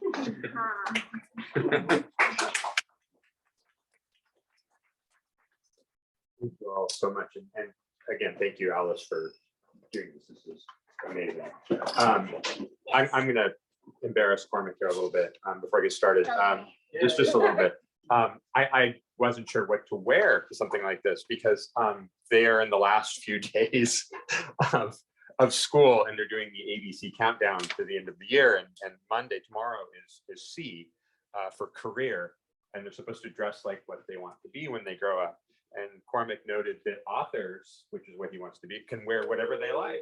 But then he noted that what did you say about poets? Do you remember what you said? Yeah. So what was it? Like, I always wanted them like wearing like a feathered hat. A feathered hat. And feathered well. And a feather. Did you say they have to have a mustache too? Was that okay? So I'm not wearing the proper hat, and I don't have the right pen either. So That's for writing poetry. oh, okay, for writing poetry. Okay. So I should have the hat, but I need the hat. So thank you. This poem that I'm going to start off with is coming out in July in Vocidia magazine, so I'm pretty happy about that. It's a California poem. Next week marks the 36th year since I started racing bicycles, and I've been obsessed with bicycles my whole life. So this is called Watching the Tour of California. I recognize the hill where the crash happens, flattened by the helicopter camera perspective. From above, it looks like a pebble dropped in water, with a golden leader's jersey hitting the asphalt and other riders rippling away to safety in a rainbow of team kits. Just past the right-hand curve and next to the little turnout where birders and photographers park to get their blue herons or coastal sunsets. I used to have to get off my bike and walk that hill, pushing my free spirit, red, white, and blue with ape hanger handlebars, the glittery banana seat, and the Uga horn I got for my birthday. Mom and Dad disguised our carless poverty with family bike rides to the park. And oh, let's just stop at the store on the way. One day as we neared that hill, Dad dropped back to ride beside me, grinning. I'll bet you a quarter, he said. You can't ride up that hill without stopping. I yelled in triumph as I crested the top, and only realized years later his clever reverse psychology. He handed over the quarter, and I contemplated the riches 25 cents could purchase. A Hershey bar I wouldn't have to share, though I probably would. Cylindrical double scoops of thrifty ice cream, mint chip and chocolate. A super bouncy ball from the vending machine. Maybe I'd get lucky and get the swirly one. Or I could add it to the 3 nickels and a dime in my little leather change purse and get a Snoopy paperback the next time Mrs. McCabe hands out the Scholastic book order form. I still ride, though now I'm on black carbon and fancy Italian wheels, but I continue mentally rewarding myself with 25 cents on the toughest climbs. And that 20 bucks I once won in the Criterion feels paltry in comparison. On today's ride, I saw a quarter in the road. I stopped to pick it up, but it was one of those newer state quarters, eliminating even the tiniest chance it was the same coin my dad gave me. Let's see. I'm going to apologize in advance because at some point I'm going to reread a poem I've done because it's one of my favorites. Not doing that one yet. This next one, I started playing violin between 4th and 5th grade, and then I played until 9th, and then I stopped. And recently, when my son started taking piano lessons, I picked up the violin again, and I love it. So this is called Queen of the Orchestra. This is about my starting out. On the first day of summer school, Mr. Smith rolled up in his blue Triumph Spitfire, pulling the scuffed violin case from behind the seat. He had dark, wavy hair and looked like some star from a Channel 5 marathon, Cliff Robertson in a black and white war movie. Laura slid from the passenger seat, retrieving her case and slinging its strap over her shoulder like Patty Hearst's rifle. Her hair streamed behind her and her wide-set eyes gazed ahead, focusing on something none of us could see. Laura handed out instruments, reading from a purple mimeographed list. Even at 10, I knew she was more than an assistant. Maybe it was the pianissimo smile that ghosted her face as Mr. Smith preached G, D, A, E without missing a beat. I should just note, this is a G string right here on my wrist. Or maybe it was his semi-demi quaver of a glance at her Jordache-clad violin-shaped hips as she bent over to help us hold our instruments. At the end of that first day, I carried my new violin home and proudly showed off what I had learned. I inhaled the scent, a dark amber of spruce and rosin dust, traced the spiral of the scroll, pointed out the regimented curves of the F-holes, the welcoming cup of the chin rest, the only straight lines that taught strings. The Queen of the Orchestra, Dad intoned. He'd read that somewhere. Mom and Dad beamed. No violin player would ever have to become an oil field roustabout. But the violin could be a foul and temperamental beast, squawking and squealing if not handled with love and care. Gradually, we warmed to each other with Mary and her lamb, twinkling stars, rowboats. Soon, Mr. Smith added me to the intermediate class. He sat me next to a girl haughty in her additional year, her mastery of complex fingering. Her pale blonde hair and ice blue eyes felt like a rebuke, and every flatted sharp I committed stabbed me with shame. I would have died on the spot if you had told me then that a bit less than 7 years later, she would be the first girl I ever kissed, drenched even in the argot of middle school depravity, a term I didn't really understand, but one that, like a double stop note, terrified and compelled me equally. At the end of the summer, Mr. Smith and Laura had led us deep enough into the thickets of music that we could play a Beethoven sonata for parents and friends. When we nailed that tricky arpeggio in the last few measures, I felt the flick of ice blue approval. In the afterglow of the performance, she turned to me and smiled. Not knowing what else to do, we raised our violins, held by slender necks to each other like a toast. Oh,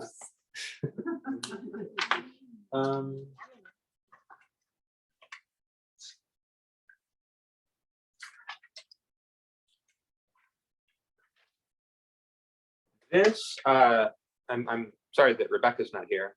She's my wife. This is called First Date. We met at Fordham in grad school there, and this was our first date. Our first date was a poetry reading, appropriate considering. Seamus Haney read, appropriate considering. His poems always feel weighted with the revelations of the everyday, a light rain, a patch of mud, interrupted by the extraordinary, a curtain shifting to reveal troubles. In his big knuckled Irish hands, the mundane is made holy. He seems a fitting metaphor for our life together.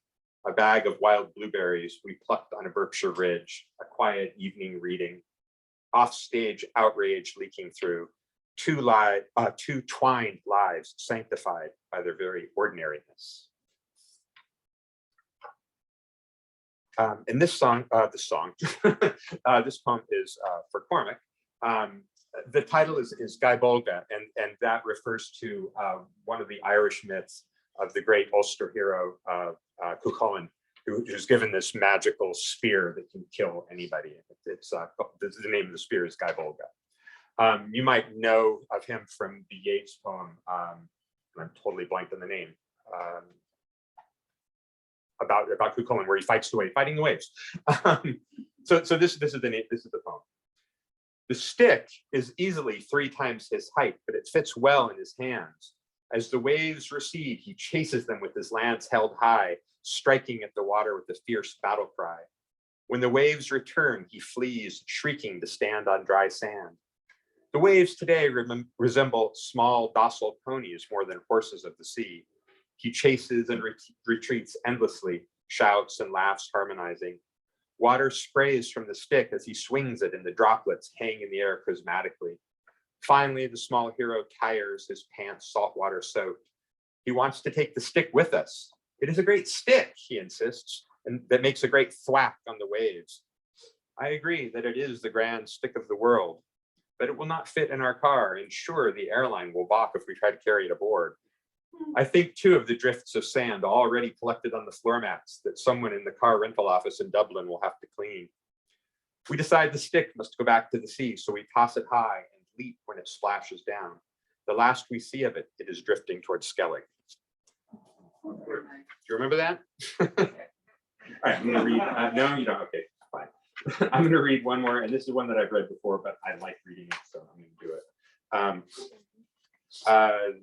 This one just came out last month in Poetry. And it's called Allen Ginsberg Flirted With Me. And I have my copy of Howl right here. It's my visual aid, my prop. I see you there, Allen Ginsberg, enthroned on your pale wood chair next to your pasta-named pal. You're wearing that beard you stole from the shouting anarchist standing on the corner and the bird's nest tonsure of a drunken monk. We line up outside with the other angel-headed hipsters, searching for a chance to dance with the literary legendarium, hoping proximity will lighten our own feet. We stand on the corner of Columbus and Broadway, basking in the bookstore light, while across the street, the Condor Club sign flashes Carol Doda's neon-tube boobs. The anarchist stands and shouts apocalyptic advice with the rocking revival rhythm of the beats, and we edge away and pretend not to hear him, while filing his rants away in a mental room for poetic pilfering later. He still has his beard, so I must apologize, Mr. G, for falsely accusing you of Barbican thievery.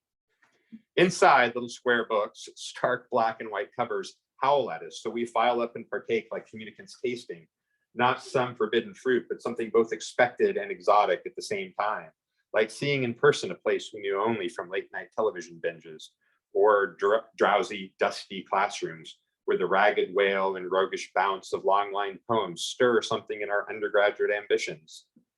So here we are now, suppliants and postulants, poetic posers and AP English whiz kids, wondering if a supermarket in California can be a liminal passage to something far away from suburban inertia, and the pre-cut, prefab, shrink-wrapped, sterile until open plastic lives that we know are waiting for us after we walk across that stage and smile at the flashbulbs and wave those empty tubes that only pretend to hold our diplomas.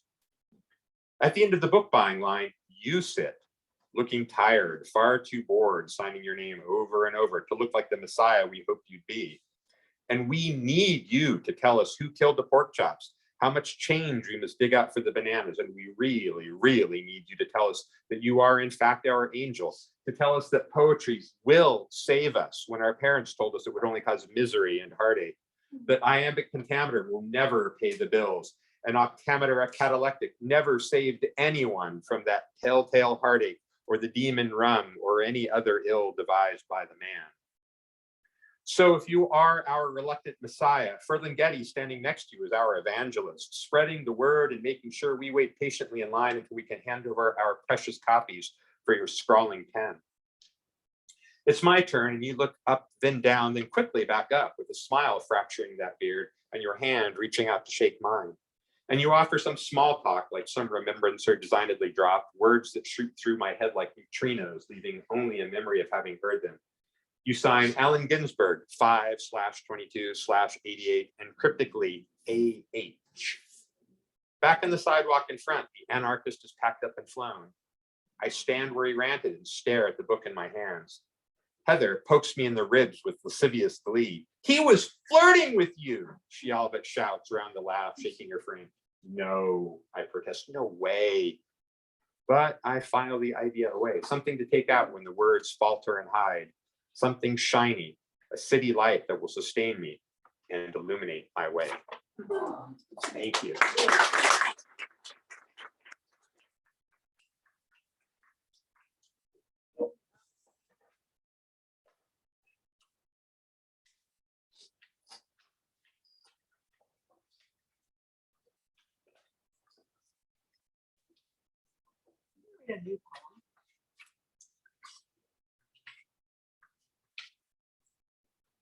So, a little unpack this. I'm not sold on the title, so if anybody has any. I'm gonna try to workshop that. I have an alternate, but it's in Latin. I'm gonna butcher it, so I'm just gonna go to liniment. Listen, lighten the burden a heart must bear in healing these uncompromising aches. The rain with its silent forecast of open green leaves holds in its droplets the promise of thunder, the dervish dance of cyclones, the sanctuary of puddles, and the dry pulp of corn husks. Absence and its final compromise crowd in the rustle of wet leaves, in the gentleness of morning. The contents of emptiness are not heavy enough. The weight is not viscous enough, not burdensome enough. Levity is imagined and therefore empty too. Listen, lighten the burden of your heart that your heart must bear. Heal these uncompromising aches. Wash your sadness in raindrops unfallen.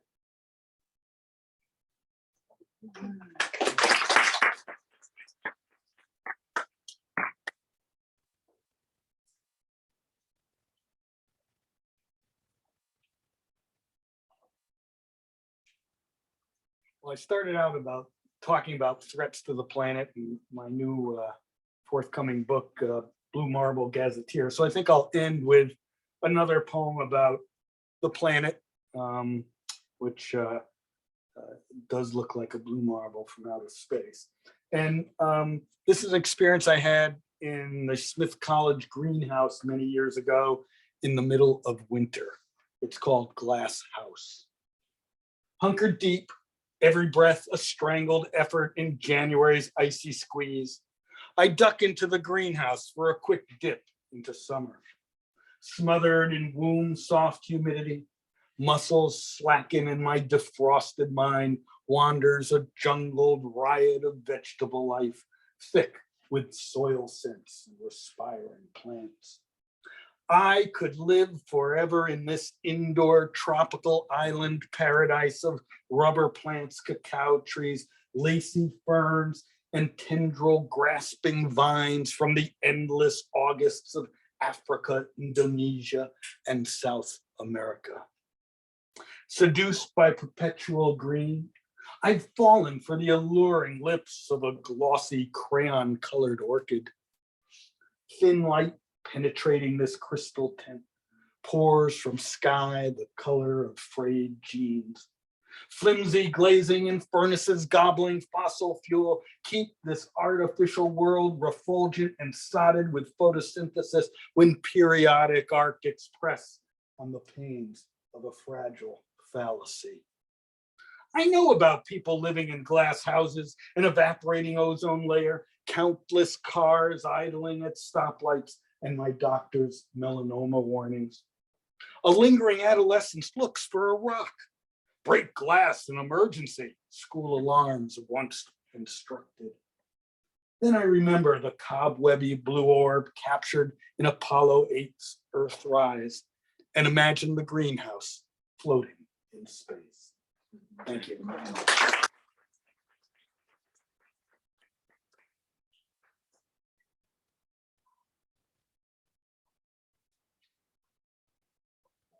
So this poem is based on something that happens to me all the time.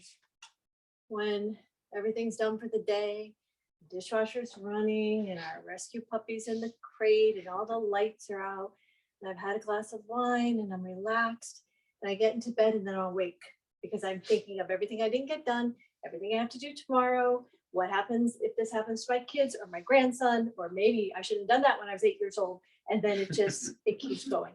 So this poem is based on that. Rest.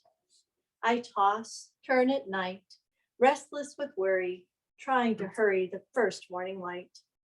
Would it not be sweet if I could let go? If I could just know God sleeps at my feet.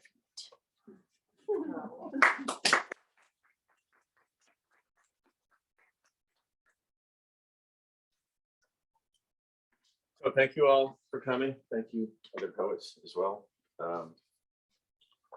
Thank you, Sylvia, for breaking the dog poem line there. I can read one. It's called What Dogs Believe.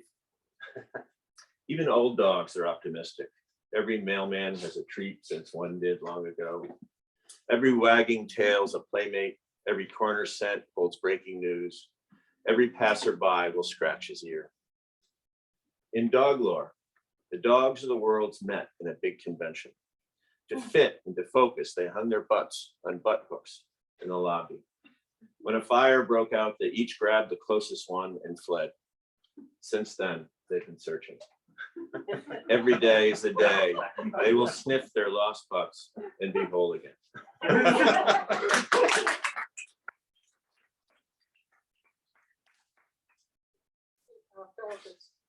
No, yeah, Phil. That's it. Sorry. If you haven't got the picture, this next one I wrote a week ago with Theo the Gap. Now I'm going to put my glass on this time. I'm going to read it fast.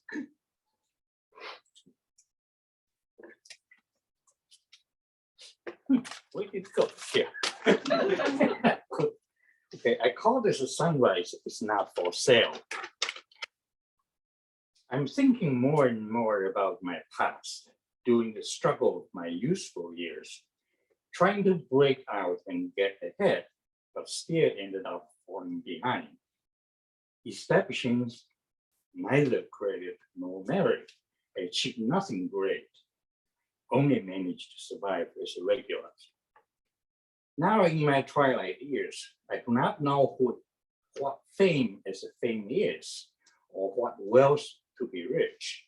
I got minor planets named after me. It is a million miles away, beyond Mars, no one can see or touch. I don't even know where to look for it myself. I grow vegetables every year, enjoying them in summer and autumn. Chop tons of wood firewood, burning them during winter and springs. I have nothing to show but ashes, working and toiling in my yard year round, but no prints anywhere in the grass, feeling only sore legs and heavy steps. I have no ability like the dogs to mark my territories, leaving a scent on the trunk of a tree. Someone could blame my action if I do that. Do not tell me I have more right than it is. Perhaps the difference is a number of legs. The irony is 2 leg species bearing more weight and responsibilities. Promising to be helpful to people, there is no monument and pagodas marking my or proving my endeavors. I still walk along without attendance. The notable diploma I earned nowhere to see. I'm no different from other Chinamen walking on the street once an eminent professor or cook working the Chinese restaurant downtown alleys.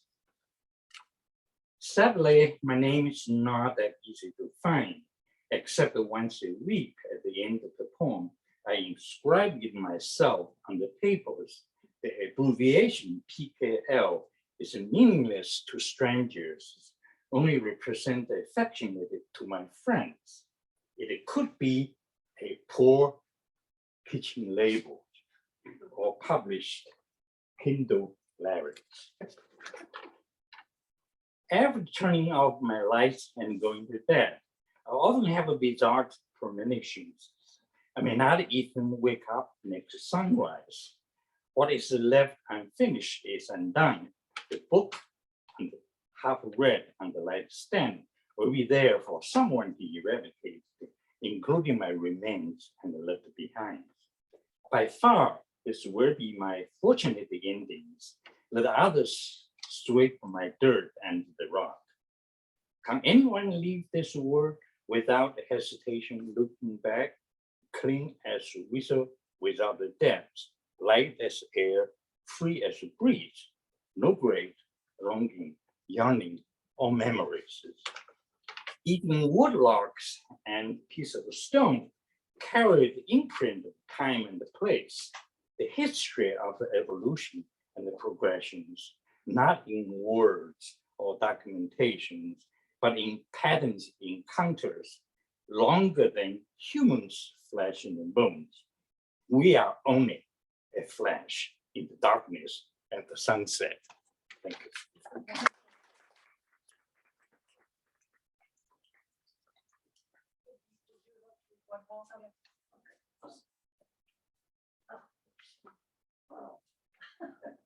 It's getting off this thing. Once I'm off, I'm good. This is a very short poem, so I'm not gonna hide behind it. It's called The White Oak Tree. The neighbor's white oak tree must have been a sapling when their home was built in the late 1700s. The dwelling still stands, but not the fine old oak. Last year, a freak storm brought down this venerable giant. All that remains today is its mighty bole still clinging to the bank.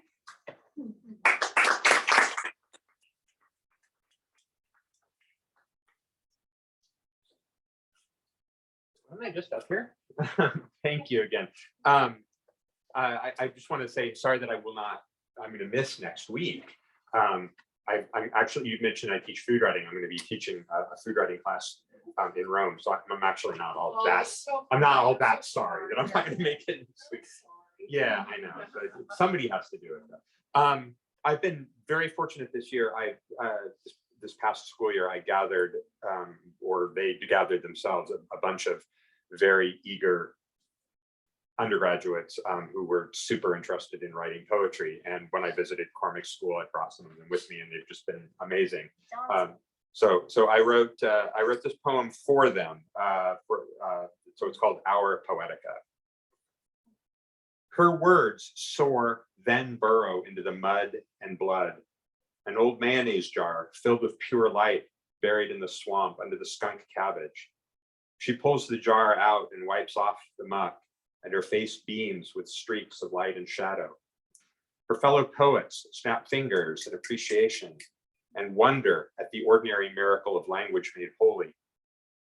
He unlocks a closet dusty and hollow, the key a shape unknown to geometry. The hinges squeak and his fingers drum on the cheap wood. He reaches inside and pulls out a tuxedo, stitched with black spider webs and a tie knitted from the screams of stifled nightmares. He puts it on and dances to the record played at half speed. We applaud and startle a cloud of iridescent moths, each a little jewel of a word. Her mouth forms well-rehearsed apologies taught her by everyone. It's never good enough, she says silently, before pulling out a glittering steel blade with an edge sharp as haughty stairs and a hilt bejeweled with father's knuckle bones and clumps of dog hair from under the couch. We bleed, and every scarlet drop is spherical perfection. Each finds a poem written in water on river stones, or scratched on a dusty windshield, or splattered in the multicolored stains on their favorite pair of jeans. Each finds a voice in the flutter of flipped pages of books from secret libraries, voices like the cacophony of dawn birdsong. Thank you, guys.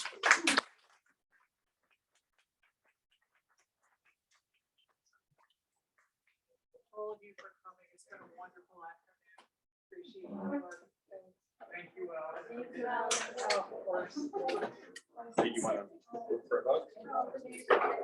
Not now? You can if you want. Okay. You sure? Yes, yeah. I must be one of the We must see you. Yeah. So have a great time. Yeah, that sounds great. Is this the, no, is that the book? Yeah.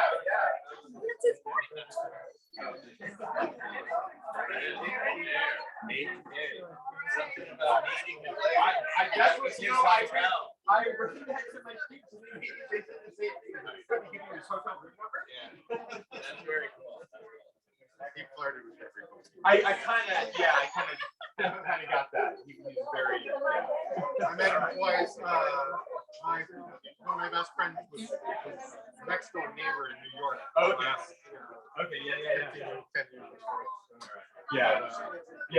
I met him then, and then years later, I met Getty, the other side of it. We talked about that. I was actually, it was the year before he died, and I was at a meeting the second time. But I was in the bathroom before his reading, you know, and I'm like washing my hands, and I guess I had like a depressed look of like this. I was a very handsome young man with blonde hair, and he's like, surely it's not that bad.